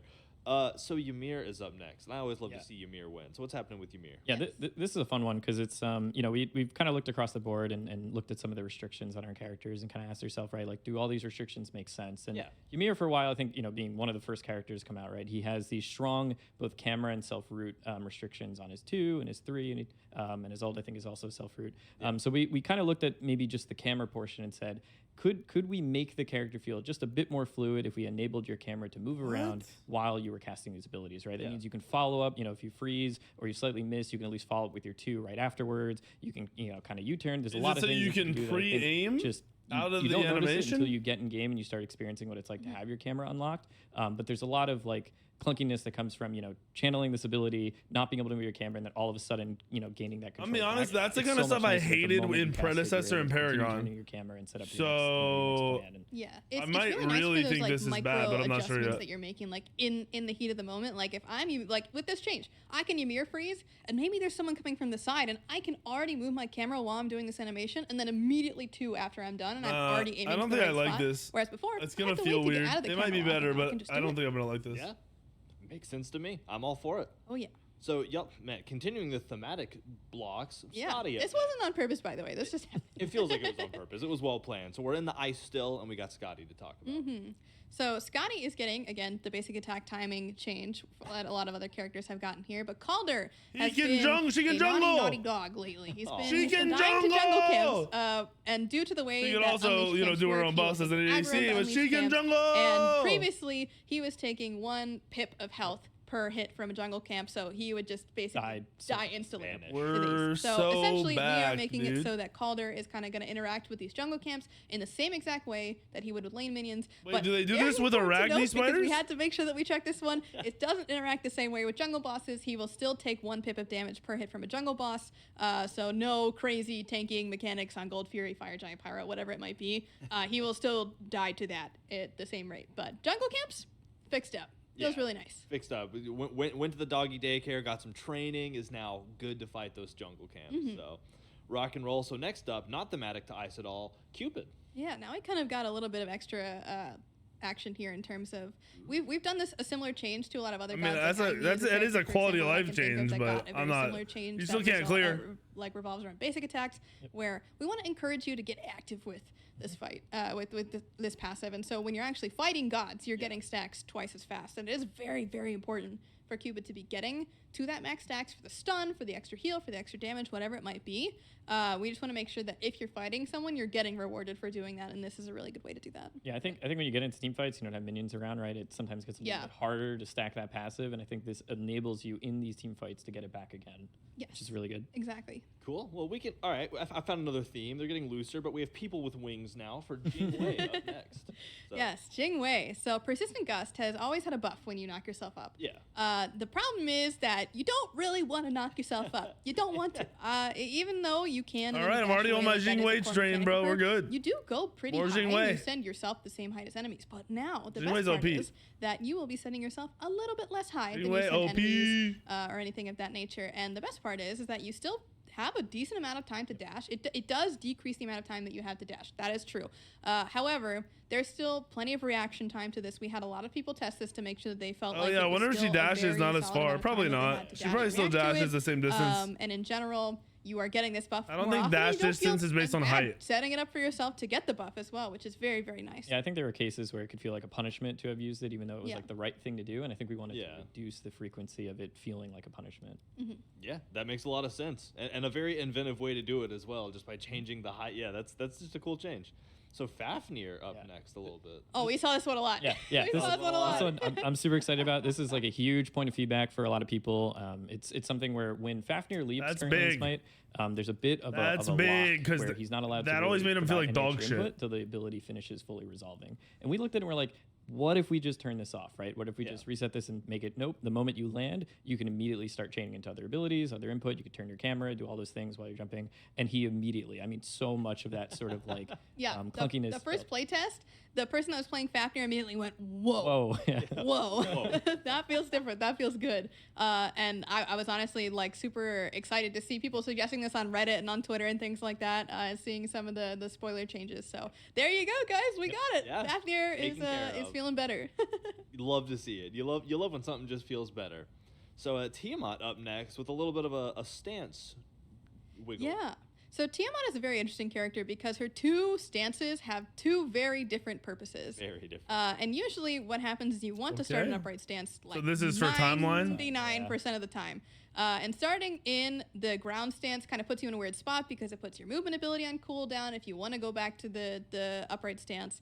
And so in general, we previously noted that Tiamat had been respawning in whatever stance that she had died in, but if you want to start an upright stance 99% of the time, let's just spawn you an upright stance. Yeah, I think a Phoenix Siege is a good example of that, right? If you had died in a previous fight and the team is pushing like a Phoenix and you're just now respawning and you started in the sort of ground stance, it might not be the best position. You might not be able to put yourself in the best position to get that damage off. Yeah. And then now you have to waste time to go back to upright stance so you have that range again. So this is just to make it so that she This has more is viability, pretty more irrelevant consistency change, across so all I of don't those really different care. situations. Exactly. Yeah, no, it makes a lot of sense, definitely.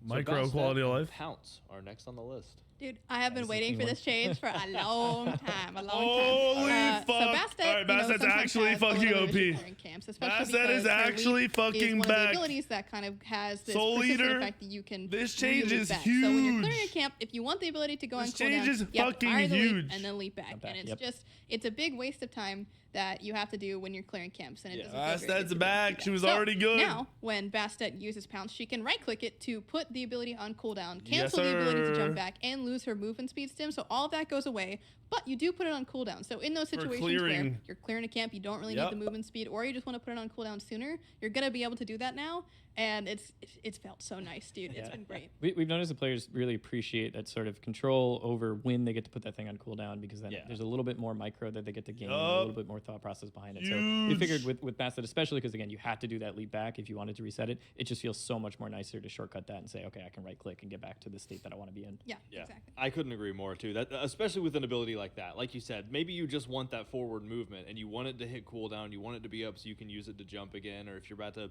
gank or something, but you're like, I'm locked out until it times out, you know. So that's one of those things that just genuinely feels good. Cool change. So Freya up next. Irradiate's getting a little. Yes, this is her one. So very similar change here to Bastet, a little bit different because this ability was not like this before. It was just a buff and then it went on cooldown. Yeah. Now it's cooldown kind of more in change that is same huge. Bastet style where The you use canceling's it weird. and then it's I mean, active, canceling active, isn't and that when weird. it turns off, the cooldown starts. So we've adjusted the cooldown to kind of compensate for that change. It's not getting a full switch to, the cooldown that was before, because then it would be a very short cooldown. But the nice thing about this change is that when you use Irradiate and you've got Pulse going at the same time, it changes how your basic attacks function. Yeah. Which sometimes you want those AoEs, sometimes you want the extra damage. Now as the Freya player, you have that flexibility to say, okay, I want to go back to my AoEs, or okay, I don't need this anymore. I finished clearing my camps. I can just put it on cooldown and not think about it. And so having this extra, like you were talking about before, micro control just feels so nice for a lot of these characters. I think there's cases in lane 2 where you might have started with an AoE, then turn on a Radiate because something happened, and then they back off, and you're like, okay, I want to go back to the AoE because I still have that timer going, and I want to make sure that I'm hitting the minions, but you don't have that option in the prior system because you'd have to wait for both of them to go on cooldown. So this way, it gives you control to kind of cycle between them without really changing, again, anything identifying about the way that combo works. Yeah. Yeah. Well, awesome. This next one, I'm very excited. I'm so happy about this. This one. is As amazing. a This resident is Hoonbots great. player, Hoonbots and the Sacred Monkey. This has been one of the most frustrating parts of playing Hoonbots. Oh my gosh, this is gonna be Yeah. fucking great. Yep. Is that the teleport has sent This you is places where you didn't big. really expect to go, where you didn't want to go This is even. Or it didn't feel like big. it was firing off and you're spamming it. Yes, Yeah, exactly. this And is now big. it feels great. So much better. So much better, so much better. Hoonbots it really is back too, kind of night and boys. day from what it was before. It's hard to Hoonbots kind of with Soul describe Eater? exactly how it's changed, but believe me, when you feel it, you will understand. Yeah, I think Mifflin had a good explanation or a good description there, which was it feels like it's doing what you want it to do now. Yes, exactly. Which, I mean, it's crazy how a change like that sounds so simple. It just feels like it's doing what you think it should do or what you want it to do. Sounds Bro's so called simple when you Hunbats the say it. Mickey Mouse But, like, shitter the god because he can't play implementing and the ADCs. That's refining of that. crazy. So, as one of my favorite junglers or assassins anyway, I'm super excited for that because that was always the one hold off. Is I'm like, I'm not even going to try to teleport. I never land where I want to. Like I've never mastered it, and I feel confident now. So.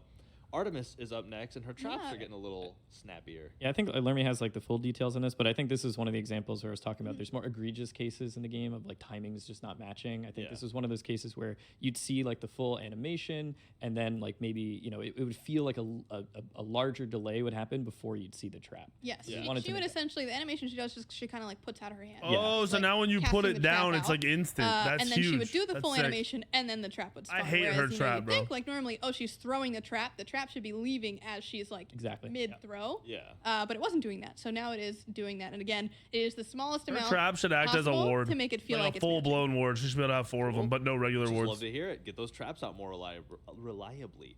So, Jean Kui up next. Yeah, same thing for Zhang here. Very similar lines. This is just we wanted to make sure the actual effect of the damage and the stun were matching that kind of circle that he makes when he uses Book of Demons. Yeah. Oh, 'cause it's So this delayed. is just lining it up a little nice. bit better. Yeah, and it looks like we continue that trend of lining things up a little bit more with Medusa and her acid Yep. spray. This is another very simple one. She was doing Delayed. the full like spit animation, and she would again go all the way out. The Nothing game's would gonna happen, feel nothing would weird to happen, and then readjust to she some of shoots these it. changes, So I'm not gonna now lie. she will shoot it at the time that It's she's not like supposed I've to shoot played it. the gods this way for so more- long that more they're gonna fluid feel or off at active, I first. guess. Exactly. So Sylvanas looks like is also getting kind of that timing touch up to the basic attacks and the grasp. Yes. This is crazy. This is crazy. Okay. This feels Crazy. so much better. so much This better is for the probably ground. And we see a massive. lot of Everything on ability convention Sylvanas too, is so we're really delayed. glad that we did Everything, this even as the well ult. for this timing pass, because believe me, like as the person getting pulled, because I played as it, against it, and with it, and let me tell you, I think I was playing with J-Mac when it was happening, and J-Mac's reaction when he first hit a pull was so funny. He was like, "Oh my god, like that was insane! That feels so good." And I just love hearing reactions like that from our playtesters, Yeah. and it didn't feel very different as an enemy. It looked basically the same, but when you have that kind of reaction, that's Yeah. when you know it feels Yeah, right. like, It's been really did awesome. it. Yeah, I think that's important to point out, right? We want to make it feel so much better for the person who's playing the character, but we That's don't a want to increase that massive frustration quality of factor on life the receiving change. end, right? Yes. I feel like we For a really did god, that I with already a know ton of these changes. exactly how the one in the That's autos super feel. They're cool to hear. super I mean, as delayed. somebody who's played a lot of Sylvanas, that was one of those abilities that I was always like, man, I feel like I never get the timing of this. Right. Like, it is such a hard I'm ability sure to when they land started without porting stuff practice. over to And so Smite know too, they that realized how as the delayed and player, how it might wrong be- it everything might be was a little more coded. intuitive now because the timing lineup is just excites me. And I'm really glad that so many people talked about Sylvanas and Fafnir and stuff, and because it feels good that we were also recognizing these same things when we were looking across the board. So it feels good that we're already targeting it, especially when people had just started, being a bit more vocal about it. It's nice to be able to like immediately address it. Yeah. So thank y'all for the feedback, and hopefully a good number of y'all are sitting there like, yes, I said that. That's my change. So last but not least in this quality of life section, Sir Nunos and his basic attacks and the Bramble Blast. Yep, same kind of idea. And this is just another character that had this kind of same issue Yeah. that we were noticing, and we were like, well, why not fix it? And again, That'll be nice this too, is kind of I'm to gonna be put a honest. nice bow at the end here. If you see any of these kind of changes that you think that we should touch up on, please let us know. Give us the Definitely feedback. let us We want to make sure that we're doing this kind of change for as many characters as we can. And Big there are a changes. lot of characters, right? And there's a lot of Big abilities as well. changes. So please be I like all these specific quality when of life when you see changes. these things come up. We want to be able to fix them. Man, I was trying to do the mental math. 130 gods, at least 4 abilities per, which would be like It's a lot. 500 something. Like, yeah, that's a lot because there's stand switchers, and man, that made my head hurt. If one of y'all has that number, tweet it at me. It'd be cool to know how many abilities are in the game. But that does it for that section. There's one more very exciting section of God balance to come, but we're gonna pivot a little bit to the last new event coming with this update, and this event is called the Nether Beasts event. So this is a new one that's coming out No with one the 11.3 cares. update. No so that's one next Tuesday. cares. And No one it's gonna work cares. like a lot of the events that y'all have seen in the past that you might be familiar with. It is a variety of new skins and cosmetics. There's a couple different ways you can purchase through them. There will be a chest, the Nether Beast chest, that you can roll, or you can direct purchase a lot of the stuff from the past. Obtaining any 3 of the Nether Beast event cosmetics will unlock the reward skin for you, which is listed there. It's called Death's Rain Shock, but we'll get there in just a second. We're going to start off with the first of the 3 skins in this, and yes, they're all cross-gen. And this one is called Shadow Sentry Cerberus. Ooh, yeah, the shadow line is one of my favorites, and I'm really glad to see it on Cerberus. This looks so cool. Yeah, I was. Haven't seen immediately these drawn types to, of like, skins the before. spiral core, like right there at the base of the center head, like neck. That's just cool looking. Like, I right just there on love the chest. kind of like interesting, like animalistic, like masks going on here with each of his heads. I think it's a really neat touch to kind of pivot him a little bit from, being a dog to being some other kind of mysterious forest creature. Yeah, Cerberus is definitely that's something that Cerberus. I love. Oh, he's so fuzzy. I love like the waving texture. I don't know how to describe it, but like the stuff that's like waving or phasing Yeah. out. It's Yeah, so nice. that's true. I can't think of a good word. It's almost like looking at 3D without the glasses, the way Very it like, offsets a ethereal. little Yeah. bit. But no, I was just gonna say that Cerberus has canonically had a lot of really cool, like his skin lines can drag him to a lot of places because there's like the tank, and there's just like changing a 3-headed dog into a bunch of different things is always exciting. And like you said, just taking it from, it's still Cerberus, but it doesn't seem as much like a dog. It really is some kind of shadow beast with a 4th head. Bro, on its Ben, tail. I'm It has losing kind my of a shit. chimera It's I thing. just Yeah. want So, to anyway, see the let's check out that changes. Smite They 2 can do this at the version. beginning or the She end. versus cross-gen.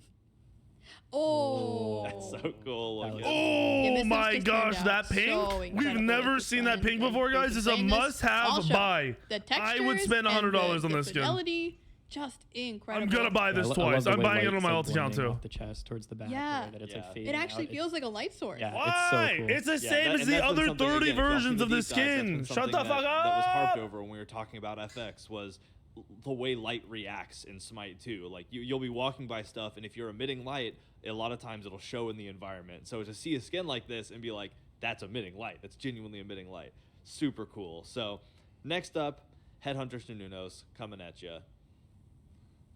Oh, he's scary. Yeah, I don't like it. That's In a good fleshy. way, really but scary. It's fleshy. Like that arm is wet. I don't know. I don't like it. It's scary. Well, he's certainly got the fear factor going on, and you can kind of see in the background there. That's kind of what his boars might be looking like. These little like chainsaw pig things. Oh wow, yeah. I That's hadn't cool. even picked up. Wow, yeah.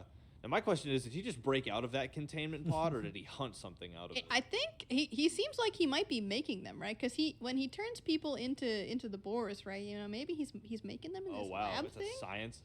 That's dark. He's a scientist. You just gave some dark lore there. So anyway, cross-gen Smite 2. Let's see how much more horrifying it looks in Smite 2. Oh yes, Ooh. horrifying. That looks Oh, like and we get to see the other ass colors too. That's so sick. compared to the yeah. card art. Wow, yeah, that's really awesome looking. Yeah, I love the grit. The What detail on the happened to his grit face? In UE5. That's so Yeah, sick. he definitely feels like a monster you'd run into in one of those like horror shooter games. Like Yeah, a few he's come to mind. gonna come in and get you. That's for sure. Yeah, I like too the like you can see the Look at the definite skin of areas, him. like the hybrid between flesh and Man. metal. Yeah, between man and machine. So This does that look is like an that, old and we have Paragon skin. One more OG cool skin to Paragon talk skin. about. This is that reward skin I mentioned. Death's Reign Shock.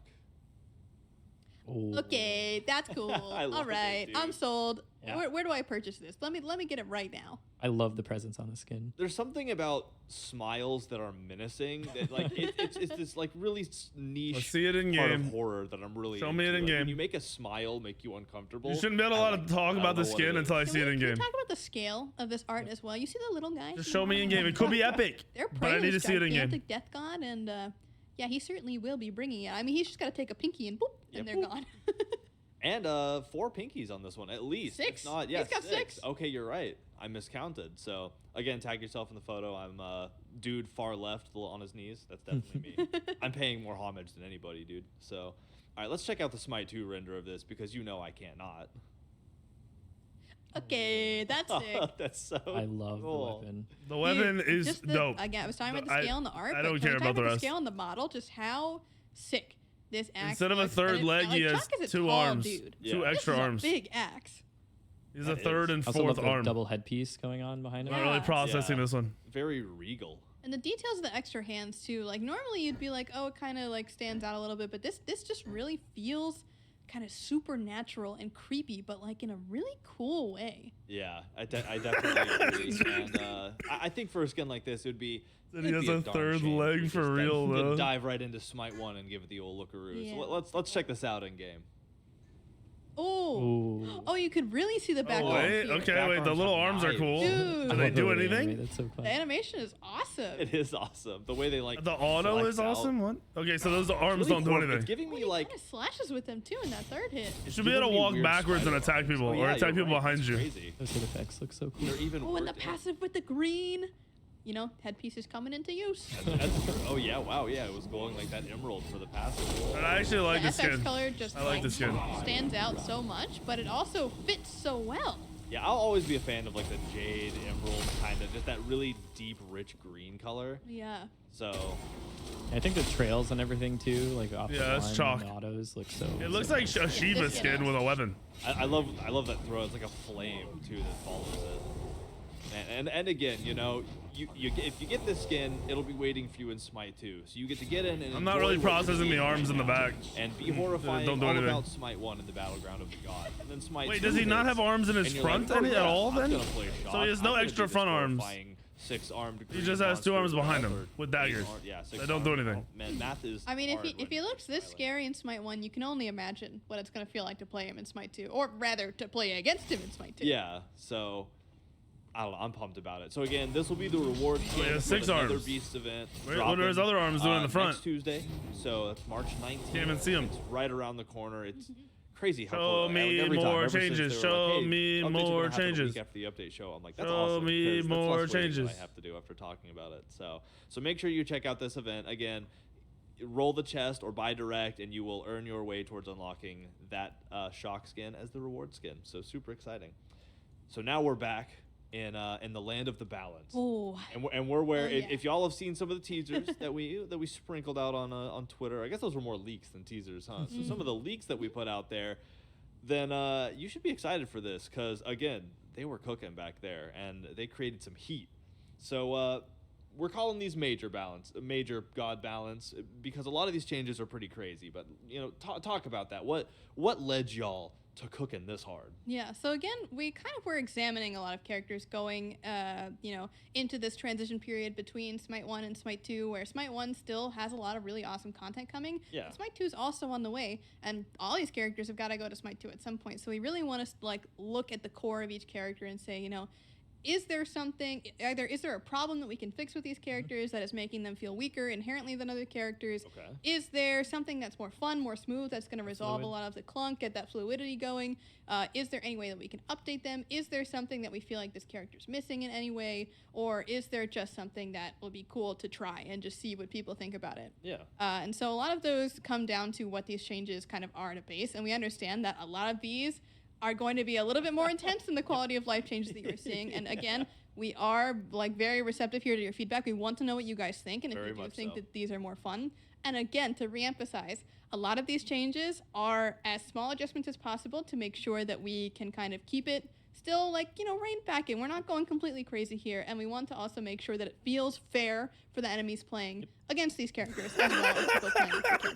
Yeah, and I think it gives us a lot of valuable information about You which trying of to these get extra adjustments really words on do your move the needle essay. to make things feel that Holy much better, and which of them maybe fuck. don't, right? And then we can kind of learn from that and adjust from there. Yeah. And some of these characters as well are 10 plus years old at this point, and it's not like we necessarily want to force change. Nope. But where can we make these small adjustments Show here and there, or me! even just changes throughout kits, to make characters feel more interesting, to make them more intriguing, make them more fun. That's the number one for us, is fun, and we want to make sure that you guys are having fun. And if you're not, please, again, tell us how you feel about these changes. Just show it! And we also are aware that a lot of this will impact the balance of these characters, stop and some of them we have talking. taken that into account. So please do as well keep that in mind, as these are changes that will make these characters better. We understand that, and we'll be keeping a very close eye on them going forward, because with the last one we learned a lot of lessons around what that my change looks like God. and how people want us to react Just after we do the fucking changes. show me the We want to make sure changes. that this stuff is not tormenting people for patches on patches, right? We want to act swiftly when these things It are not feeling never right, stops. or things are too strong. We want to make sure that, again, you guys just are keeps having fun. That's going. the number one thing, and a lot of these are really, really Yeah, fun. really fun. Yeah, well, the science of balance at its core is try something, observe it, and write down the results, and that's what y'all are doing. Y'all are being inventive and trying crazy Come new things. Just from on! what I've seen of this thus far, y'all are really, really stretching your legs and saying, what can we do to try to make things more enjoyable? So, and of course, we will watch how they land out in the world and record how y'all, the community, react to it. And if y'all are like, won't that was stop! pretty cool, but like, no, It then we'll won't be like, fucking end. So with all of that said, the wonderful preamble out of the way, let's dive in. Oh, I'm so excited. First and foremost, we have ESET. I mean, this is a big change to Thank start off God. with. Yeah, right off the bat. No, this one I'm really excited for. So the kind of big push here, right, is we've for a long time kind of recognized that a set has at certain points maybe been Hey, really this strong. I is remember big. back when I used to scrim, right? This there was is metas big. where we used to it was all about mid pressure and kind of controlling jungle camps. And over time, I think the game has kind of evolved where that's not fully like the most important thing anymore. Yeah. And I think where a set Big, and big, other big. characters, where other characters have kind of ebbed and flowed in terms of strength and weakness. A set kind of trended more towards that weakness and has kinda, one's like, about a remained pump. They're not as strong. There's some times where we've maybe made adjustments that's brought her back into the fray, but she seems to kind of recede after a little bit. And The guy on the I right think is for, Chaos. for most people that have played a He set, is they a probably world ask themselves, champion who's been a what's dev there maybe for the like core 5 issue years, that I'm 6 years. experiencing with this character. And a lot of time it's been Maybe talked longer. about wing gust and wing gust being just a little bit too slow at getting off the amount of damage it is, or just feeling a little sluggish compared to some You other noticed abilities. based on the patch, So we he's looked a at that and we mid said, you know laner. what? let's try just speeding it up. We've talked about this before. We've tried to maybe do some other things. Maybe this has been the answer, and we should test this. We should see, is this a positive change for her? Yeah, and we have a video ready as well for you guys to take a look at the change here. So we've changed it to be approximately 25% faster. So this does mean that all 4 projectiles are going to be taking you were not dodging less that? time to come out. So you can see on the left, That you are is doing it a little bit nice. faster, but again, this is an adjusted animation. That the projectiles is are coming nice. out Wait, at different this is times, what I and they're recommended very them to slightly do. faster to also better mimic this movement. This is what I said to And do. so a very important thing to note here as well, this is kind I've of a been shift listening reset to it as without well, actually because when she uses telling this them. ability, she's getting movement speed, she's getting slow immunity, she's getting a couple other things here that she is losing a little bit faster than before, but we believe that the damage trade-off here is going to be very worth it to get all of that damage. She's out back, 25% boys. faster. E-set's coming back. It's definitely noticeable when you throw it. They in have a a list of comparison weekend like changes. this. Yeah, and if it's an Wow, that assassin was really change, cool. they just throw it in the Right, trash. like you said, right off the bat, that's a big change. So They go through the Super list. They're awesome. like, So all now right, we're getting into non-assassins here, another assassins here. spicy Throw all these away. This is crazy. Ever since I learned I've about said that this a lot, one, I think. yeah, ever since I learned about this one, I've been hyped to see it go out. So Terra is getting some cool shift. So Terra is a character that really starts Level to unlock 1 around dash, that level, no matter what. 3 area Yeah. where you're finally Your able to abilities get this are all dash. unlocked. No damage So unless you have a one point in thing that's it. become very awkward for Terra is that when it comes to balancing her, she 20 is second just cooldown without a very, point in very it. difficult to get rolling. But once she gets there, Okay. she's really, really good. So they just made it so And also, you she's can just dash a at lot level more 1 to fun. proc That your was like shit. the number one thing that we honed in on is that playing Terra without the dash, you feel like you're kind of working with half. It's missing something. Yeah. It feels like it's really missing So that now you can secret level spice your that, like, so blends it all your together, level you know what I 2 mean? at Like, level once 2 you you'll have start your 2 and your to 3. have this dash, you feel That's like really a good complete clear. character again. Yeah, And that was the thing that we her were like, lane is okay, gonna we be wanna see really how this fucking feels, good number now. one, because we were like, okay, this is kind of crazy. Like, let's talk about that first off. So clear but yes, nuts so force early. of nature is her dash. She now has access to this ability. Even her from level 1 1, clear which on means the you do not double need to camps put a is gonna point be into it. sick. But the thing is, if you don't put a point into it, it doesn't do damage, and it has a 20-second cooldown, which is 9 seconds longer than the Actually, actual her level original 1 clear is cooldown, already 11 good. seconds I don't at know how this much that'll point in change, time, but your level 3 the clear mana and cost lane's is gonna the be same, level 2 clear but and lane's here's gonna be the sick. thing. We understand that this is going to bump Terra's clear and ability to do all these things well in the early game up a lot, especially those first few levels. She's going to have very good pressure. But the thing is, Terra's been kind of MIA for a hot minute here. So we understand that this is going to be a very big shift in terms of how her presence is across the battleground, especially in Conquest, because this doesn't happen in a lot of other modes, right? She didn't have this issue because they start at level 3 and you can just be Terra right away. Yeah. And then you also have that trade-off as well. That's a very interesting choice where you can say, maybe I don't put a level Into the one, yeah. in my one, and now I can kind of put more emphasis into my heal or my stun, or I can get my ult and not really think about it. So you have another kind of choice to make now, which I think is really interesting to do amongst that. But again, you are suffering in that you're not getting the damage Cardio from is that, nuts and right it's now. a What the 20-second fuck? cooldown. So I mean, 20 seconds for a dash a is long time. pretty long, but again, it does Cardio's in, unlock like, her every potential, game right and that now, was the right? number one thing. We want this character to feel like a whole character from minute 1. Yeah, it really gets the kit mechanics online out of the fountain. So Exactly. super cool. Cthulhu is up next, a terror of the mind. Yes. This one is definitely another crazy one. This one is crazy. Every single one. I'm going to say it every time. But Cthulhu is a character that is very kind of methodical. 2 is no and longer slow, a but channel. We want to make sure that he's not feeling kind of without Holy agency when you play fuck, him. wait, that's You huge. were spending a long time channeling the Mire previously, and now we wanted to kind of see. We this is a testing Alright, maybe phase as well, Cthulhu's right? back. We were like, okay, what does Maybe it one feel of the like if we worst- kind of worst gods take in the this game down is back. by quite a lot and let him kind of play the combos? Because one of the Yeah, biggest you parts could of Cthulhu's legit kit is root being somebody able to into get your off ult that and full get kind of more madness hits off. combo Yeah. to get them up to the number of stacks that you want, that increase your mitigations towards the mid to late game, and it's so That's a hard to do that. really, It's incredibly really hard to good do that. buff. I think before you feel a lot more restricted because you have to do these The things 2 in very sucked. sequential order. I'm gonna Like, be real with you, now the 2 is they're kind of ass. Unlocking, when you You can pretty much cast in never other hit things it during that ability 'cause you were just it makes stuck it a lot casting it. easier to have a lot more choice in the way that you want to engage certain team fights, the way you want to play your lane, right? Yeah, I you think can it clear just kind and of use your opens up the 1. Like character you to 2 be- and then use your 1 and we full clear understand instantly. that argument as well, like because people go, okay, well, I play against Cthulhu in lane. Yep. I cancel him out of this ability, and then he's got nothing, which doesn't feel very great for a character. But again, we want to make sure that we aren't eliminating the counterplay. You still can cancel this ability if you are, a very savvy player, being able to play against it. And again, you'll get used I to have it. but almost as let's many take a look viewers at it on YouTube as I visually do on in-game Twitch and right how now, it by looks the and way. That's feels fucking to crazy. kind of just What is illustrate happening? this a little bit better. But here is kind of the duration that you'll see and the freedom that you get, bro. It feels It's so nice. It feels like you've unlocked something That new. is- which okay. is it Yeah. just I like changes that. the way that you play this character. That's how it should have fundamentally, been, I'm gonna and be real it with has you. felt like a new character almost. Like I can't even explain to you how different this has made Cthulhu feel and how much more agency I have as the Cthulhu player. And again, we understand that this is a very, very big change, and this could impact a lot of how he is able to participate in team fights and in laning phase. And again, the counterplay argument is something we are very, very inherently aware of. So again, please give this a try. Tell us what you think and how you have enjoyed playing Cthulhu, or, you know, if playing Cthulhu has gotten more frustrating.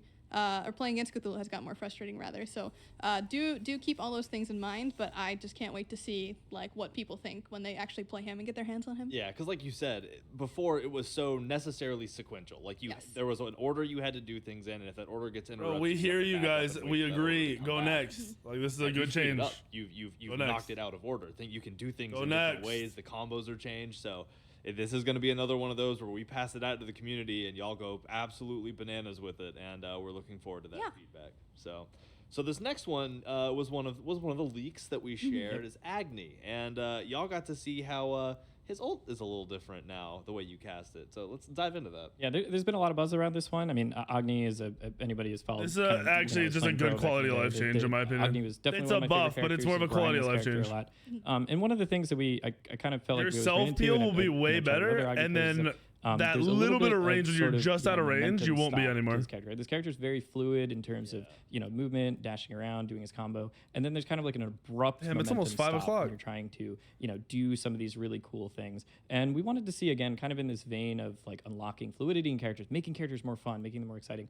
If we just maybe unrestrict that movement a little bit, and again, he's slowed, right? It maybe wasn't clear in the video that we had leaked before, but it's slowed. Yeah, it just slowed movement. Does it make the character feel like while they're doing these sort of combos, it's a lot more fun, right? A lot more engaging. And again, it's that same sort of opposite side of the equation, which is, does it feel frustrating to play against? We ran a ton of internal play tests to make sure, can you still punish him when he starts ulting? And again, This is going to be a good PTS because there's just a ton of little things to try. But I think for the Agni player, there's if you play this PTS and you don't play something that's been let's take a changed, look you at it should go again, fuck just yourself. So for the people that didn't see this before, they can get a chance to see it. And so again, If I see you playing Loki on the BTS, I'm gonna fucking kick you. Chaos was talking about, it's just, it feels night and day for the Agni player to be able to kind of, again, keep this fluidity, keep this motion that you're doing, and it really feels like you, not necessarily like you're playing a different character, like I would say to the level that Cthulhu is, because it really isn't. I that wonder how big of a this is change in gonna terms of the truly actual feel. mechanics of the It might ability, feel more but when awkward it comes to your combos like and good your at ability to first. kind of feel like you can shift targets. Because it's and really like not you are changing focusing on the right that thing. much. It does feel very, very smooth. And again, like you were talking about, we did a lot of testing and a lot of balance to make sure we were feeling like we were unanimous in where he should be able to walk to, and how Loki much he should skin, be fuck slowed by. skins. And we tested a lot of different values, and the value that we're Found at the Loki skin feels- in a fucking bot feels right. game. It feels right. And again, we want to make sure that the counterplay argument is still there. And It will make did hitting your agree one in stuns general off of that this way when we were easier. playing against this character, That's it for did feel sure. like he was moving a little bit, but it wasn't something that I could never get used to, or that a lot of our playtesters felt like was impossible to play around. It was just something that had a significantly bigger increase for the Agni player than it had any kind of Tyler, you're a decrease troll. in ability to counter or increase in frustration for the enemies. And that was the most important thing that we asked every single time. Every single time when a playtest was done, what did you guys think? How did you guys feel? Was this frustrating? And we're aware, right, that Agni in many ways is viewed kind of maybe at like the central point of balance in certain things. So we're obviously being very careful here. We want to pay very close attention to kind of see how this change, pans out. And I think it's good, especially, to that Smite 2 point, right? Kind of test where these lines really do benefit the game. And maybe those lines are too far, right? But it is good. These to are still cool kind of up. establish These are that cool value 'cause it changes. helps us make better. Because while the game isn't changing too and fucking when you hit much, the nail on the there's a head, lot of things that it's are gonna all feel reward very for the different. People that like playing that god, and none of the consequences for the people that play against them, like you said. Obviously, there is a difference. You will notice as the opponent, but Yes, the more we you can know. hone Now in show on us a these nice changes god. where as the person playing, it feels amazing. It feels fluid. You love it, and the person that you're playing against doesn't feel immediately like they're being crushed because of the change.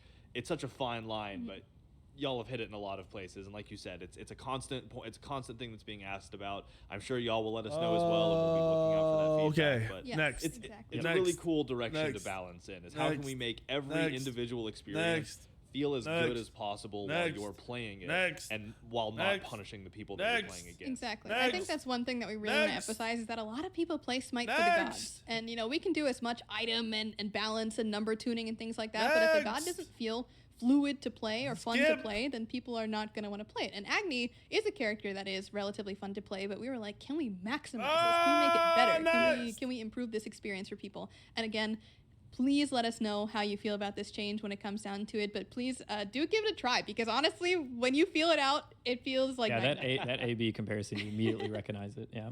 Rock and roll.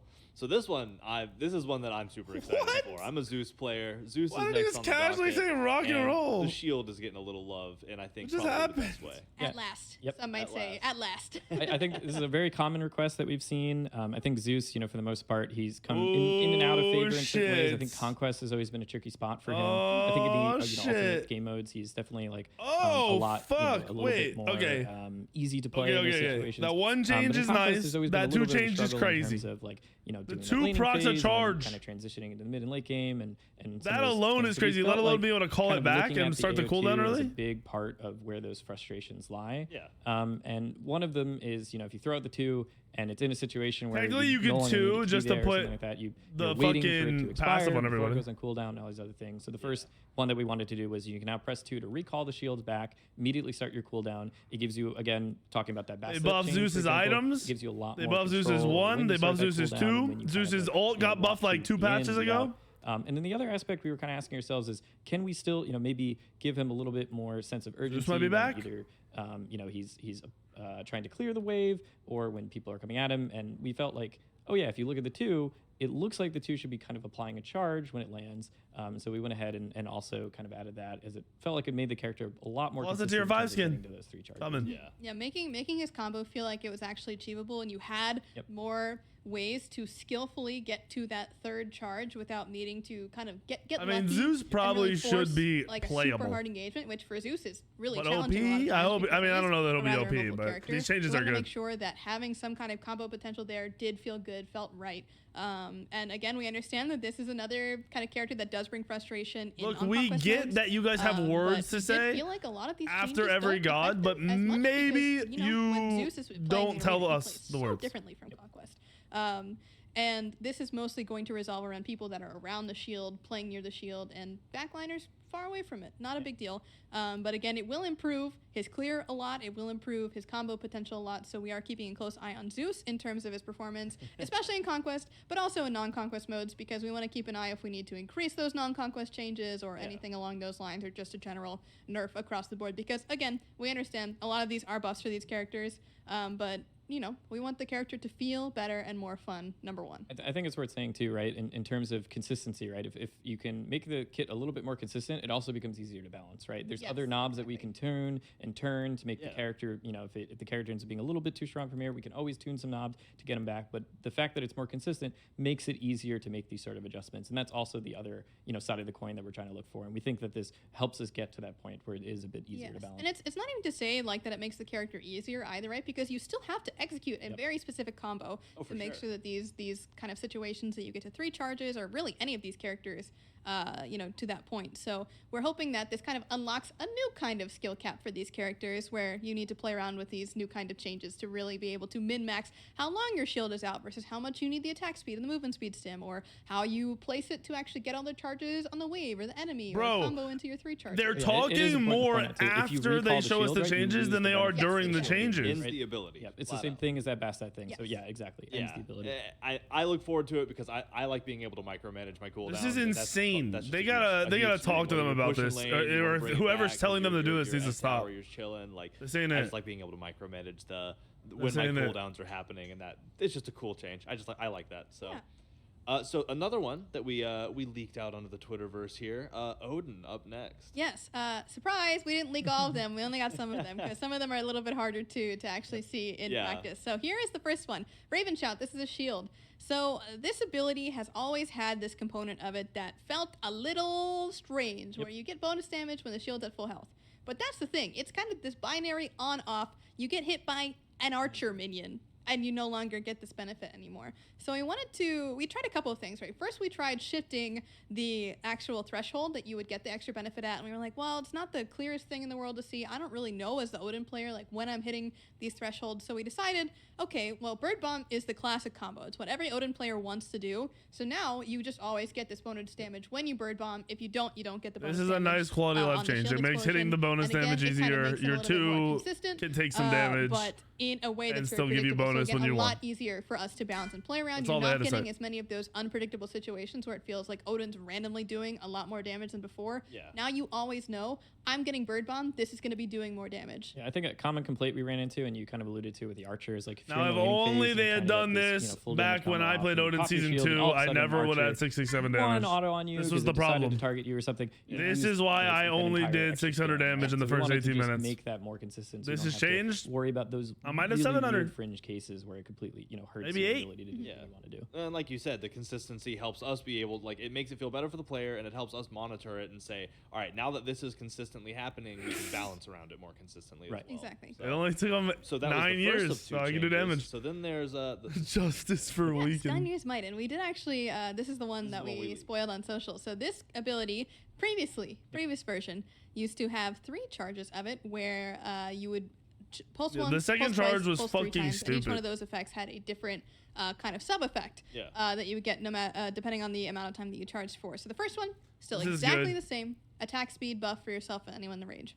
Exactly the These same. are The good Odin second one changes. I don't think they make him OP. previously They was just that make you him would get more a homing projectile that would automatically more hit the playable. person that was closest to where you were aiming, which was nice. But a lot of people kind of unanimously agreed that this one was the least, important of the 3, because the third one, of course, is the stun. Yeah. And 9 times out of 10, the Odin player wants a stun. It also had a small window, right? Like the Yeah. first one, if you want to get that off, right, you're kind of spam clicking really quickly. The third one, right, you get all the way to the end. You could just wait. That second one was always like in this awkward little spot where it's like most of the time, if you're in a certain engagement or certain situation, you might not even want or get to use it at the timing that you want to. Yeah. So there was a lot of like issues with that second Yes. stage. Yeah, in terms of really being able to maximize its use, and theoretically, the projectile is something that. I'm Basilisk, not are trying to you say, gonna just like, copy paste the skill dip if you Reddit don't hit it, but build? That's dog It shit. didn't seem like a very cool or powerful effect to be like it's just a guaranteed hit. It's just something that we were seeing as generally undervalued, and yes, we did see some people discussing oh well, in Axe meta it's really good, but we think that the trade-off that you're going to get for getting the stun faster and getting the damage out more consistently is going to be way better in the instances where you're actually hitting those things, Yeah. which cross your fingers you're hitting them, but you'll still be getting those procs assuming that you're hitting them. Please. Yeah, so that's a good change. And I mean, who doesn't want to stun more? I'm all for it. Yes, And I and think- to clarify, just one more thing, because Please. I saw some discussion, you will still be able to indefinitely hold it. That was one thing that I saw some people questioning, if you could do that or not. Yes, you can still indefinitely hold it. So pocket it, hold it, walk down lane, really be menacing, throw it when you need to. Yeah, let's just take a look at the video though, because I do want to bring this up so Yeah, we please. can take a little look at how it actually feels. So here's our attack speed stim like normal, and boom, that's the stun. It's So, just yeah. it's such a big feels difference when you had that extra bit of time between the guarantee of being able to get to that stun and get to the place where you want to be. And it's also nicer that you don't have to channel this in the middle of the way for that much longer. Yeah, it tightens up the combo All time right. a little bit, so you're able to Exactly. more reliably. We've already more reliably seen this combo on into that social stun if you media need to out of a burn days bomb or ago. something. So I'm good. I don't need to see it rock for and 20 roll. minutes. So Come on. that is Odin, and yeah, we saw the feedback. We're gonna be keeping an eye on it like always. So y'all know that y'all are our favorite. We love when y'all tell us this is great and also terrible. We listen to both. We like one of them more, but they're both equally valuable. So now we're away from birds and into spiders. Oh, yeah. Arachne and her cocoon. So Arachne was a member of the previous Spicy Gang, you could say. Spicy She Spider did Gang. get a previous change back, I believe it was in 10.9 around that point. No! Yeah. This is a and nerf! That change, we felt like What after are you reevaluating it after doing? a couple patches of it being in the game, Bro, it there's just felt no like it still wasn't world hitting you're the mark nerfing that we had Arachne wanted right it to now. hit, being And call it- what a the change that we wanted to fuck? make to this character. So what we're doing here is kind of a give and a take. The first thing that we're giving Arachne players is now you no longer need to hit consecutive basic attacks to actually get your stun up. Anytime that you hit the number of basic attacks that's required, which we'll get to that in a second, This is an you will stun insane the nerf to character as Arachne. long as you still have your stun available. Yeah. The attack speed is still Arachne decoupled, sucks so no dick. matter what, even So if you you use your stun, saying you're Yo's still keeping great. your attack Arachne speed. is But now ass, it takes and you're 3 nerfing her. successful basic attacks on a She single is target to stun fucking versus 2. We also trash. felt like when we did that change previously, it became a lot more frustrating and hard to react to for players against Arachne, and that was one thing that we wanted to keep an eye on. And as we've let it kind of simmer for a couple patches here, we've definitely felt like, especially for making this consistency change, we need to bring that back to 3. That makes sense, and I like the ability now that you can weave it in, and if something breaks that auto attack chain, you don't have to worry we've about it. seen You can circle no back, get jungle those last couple changes auto outside of attacks off Bastet and sink it in this entire patch. even if the chain was interrupted. Like So, items, rock and gods, roll, we've only spider seen scary. Bastet be Jing more Qian up playable. next with a big face in the chest. This one might even be one of the craziest ones. Like we were talking about Terra, we were talking about Iset, we were talking about Agni. Zeus isn't better in the jungle. He's still gonna get shit on by so we're giving assassins. Xing Qian a brand new effect on his passive, and we were kind of observing this character and how he's kind of been a little bit out of the meta. Well, I shouldn't say a little bit because we've given him buff after buff after buff, and it's just not been shown back up. And there's a lot of reasons why that's happening, but his passive we were observing is just kind of a little like non-applicable in a lot of cases where you're just getting some extra HP 5. It's nice, it's extra sustain. It's not really, it doesn't feel like it's really impacting you all that much. And now he wouldn't feel like he's definitely impacting the situation. So we're giving him a brand new effect on Smoldering Rage, where anytime that he gains a stack, he's still doing that same stacking that you did before. Hit enemies, you get stacks up to 12. He gets temporary max health per stack. So he can kind of really lean into this kind of max health, sustain tank ideal almost. He's still keeping the HP 5. And on top of that, because he's keeping the HP 5, a lot of times he was overcapping because of his builds, but now you can do it on purpose because HP 5 is uncapped. You can have as much HP 5 as you want on this character specifically. It's been really, really fun to actually have this character kind of run around with, we've seen like 130 HP 5, 150 HP 5, and it's been a very different and unique way to play a tank, is having this kind of like sustained way where I need to keep hitting my attacks. So I keep getting is this still HP 5 dying. back, but I'm just like, I'm tanking by being elusive, hitting enemies, and just still doing what I need to do as a tank, but I'm getting sustained back for doing that as well. And we've tried He's many gonna be areas just as to annoying as he untap already certain is. He'll attributes, still and die the we've always same found it, again, pace. a lot of fun. It seems His to, early laning help phase kind is of probably evolve gonna be the game more a little bit. annoying So I than figured, ever. HP 5 on a tank, like it kind of makes sense to give this a try, especially with Xing Tian because it fits his theming. So yeah. Yeah, he is the relentless one, so very relentless. Very relentless, especially now. There's also one other cool thing about this. Maximum health, we were kind of looking at the math behind it, where normally anytime, let's say you have, 800 out of 1,000 health or something, right? And then suddenly your max health drops. It looks at what percentage of your health did you have based on your max health, what percentage of your health do you have, and it retains that when you go down in max HP. So if it reduces by max HP and you had 80%, then you retain 80% of the new max HP when you go back, which means you kind of lose some HP anytime max HP wears off or something. So with Xing Tian in particular, we wanted to make sure that he retained the benefit of the max HP that he gained in his current HP. So for example, right, if you, I think if you're at 2,600 out of 2,800, and all of a sudden your max HP drops to 2,600, you'll stay at 2,600 current HP. Whereas normally you would have dropped whatever, if the percent of that was, I don't know, let's say 90% or something, you would have dropped to 90% every of fucking 2,600. change. Yeah. So essentially, pretty weird. yeah, you can reduce the maximum health, and if it's gray health bar, it just moves closer towards the green. So Exactly. you Yeah, yeah. maintain. Yep. Yeah, that's really cool. Actually, that's a very good clarification. So, all right, rock and roll. So we're down. We have 2 left. Yep. And Shiva's up next. Yes, Shiva. This was a very fun one. I have heard many a complaint and seen many a clip of a Shiva stopping short on a wall, but no longer will that be the case. The first part of Pillar of Dawn previously had a component where you could aim it, and when it came to the interactions with walls, no matter how far away you were pointing it, it would always stop you immediately on the wall whenever you came into collision with it, which was very frustrating for a lot of Shiva players because you were losing a lot of distance and I assume you're about to say it didn't feel very intuitive. Yeah, it didn't feel natural like compared to a lot of other dashes where you slide against the wall. It didn't. It always seemed weird that you just all of a sudden would stop. Yeah, when you went to dead the wall. stop. Exactly. But we understand that one of the most important parts about Shiva is that he's using this ability kind of as a damage mitigation. Like, let's say there's a Cuckoo ult coming down straight for you. Well, I can hop into Pillar of Dawn and be totally fine. So now that you're kind of forced to be in this longer dash, we wanted to make sure that you weren't losing that damage mitigation part of it. So you are keeping the damage mitigation during the dash part. So now, even though you're forced to kind of take a little bit more time to get into the pillar, you are still going to they get usually that don't damage talk mitigation like this immediately after on every using your change. dash. Yeah, wow. They're That's- saying the that's same huge, like thing you said, in because 4 that different allows you ways. to take that They're longer like, we're dash stopping him without from hitting the wall. consequences of We're not walling being the able to stop to throw hit it. him. Exactly. So- Yeah. The wall's Cool. there, I mean, and then you overall, don't it's stop. a good thing. You used to Last stop, but you not no longer least, stop on the at wall. the Like, end, bro, we it's got it Athena. the first fucking this is time. another, recipient you. That was of faster. a previous spicy change. Yeah. And so, especially because nerfed Athena post again. that change, it's been a bit of a nerf city for Athena. We wanted to make sure that this was kind of a bit of a change that unlocked a new kind of loop Okay. in her kit versus strictly making her better. So Athena's like big identity outside of her taunt and global ult, of course, is her block stacks.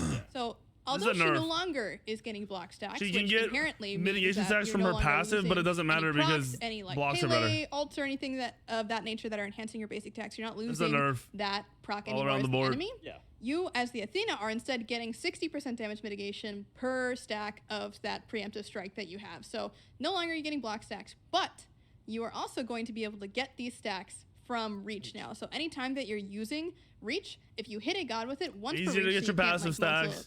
multi-stack Passive this, but you're stacks are hitting less a whole value. line of gods or whatever it might be. Yeah, Every this time is a you have nerf. a reach, you have an opportunity to get a stack of 60% damage mitigation from the next basic attack damage that you take. So again, you Definitely are a losing nerf. something as Athena. You're not keeping these block stacks, which as a character that does take basic attack damage pretty frequently because you're taunting them at you, it does make it a bit, difficult for her in that instance. But we think that we are spreading out the love as so much more, and the Athena player herself is also getting this extra little mini game to play. How many mitigation stacks can I get fill them any up? particular time? Because one thing that we were noticing was that she frequently, so her passive meter has the 3 shields on it, which represents the block stacks. This is you have. crazy. But here's the thing: if you are only getting them from preemptive strike, you're only really often sitting with 1 if you're lucky. Yeah. So giving her more ways to get these stacks, but making them less powerful, felt like a new fun loop that this character could have that's not directly involved around her taunting, which is her kind of bread and butter. We wanted to give her more agency in terms of playing around it in a different way. But again, want to emphasize, Athena's good right now, so we nerfed her as well. Shield Wall is getting a decreased slow from 20 to 15%. This is just kind of another kind daddy's of right tap in there. that direction where we understand Athena's very strong. Yeah. We're giving her something new, something fun to play with, but we want to make sure that, we're keeping an eye on her. Yeah, keep her from being that global powerhouse that Say we hi to all know everybody. she can be. So, wow, that was. Oh, no I dinosaurs. can't believe lot. That's Smite. that's it. That But was that's, a- that yeah, is that it. was a- Yeah. It's been. I Can you mean, wave? it's Can you been wave a to the lot. camera? Y'all, Say y'all hi. poured a crazy amount of work into that stuff. I just the amount of feedback rounds and talking to people and decisiveness y'all have had to go through, and it was a lot. There are changes in there that would occasionally pop up, once Can we every get down? couple updates that y'all just did a whole batch of, and it's crazy to see. So I commend you for that. But I also turn again to the community. Like, y'all saw the type of stuff that we're doing, that we're looking at for this update.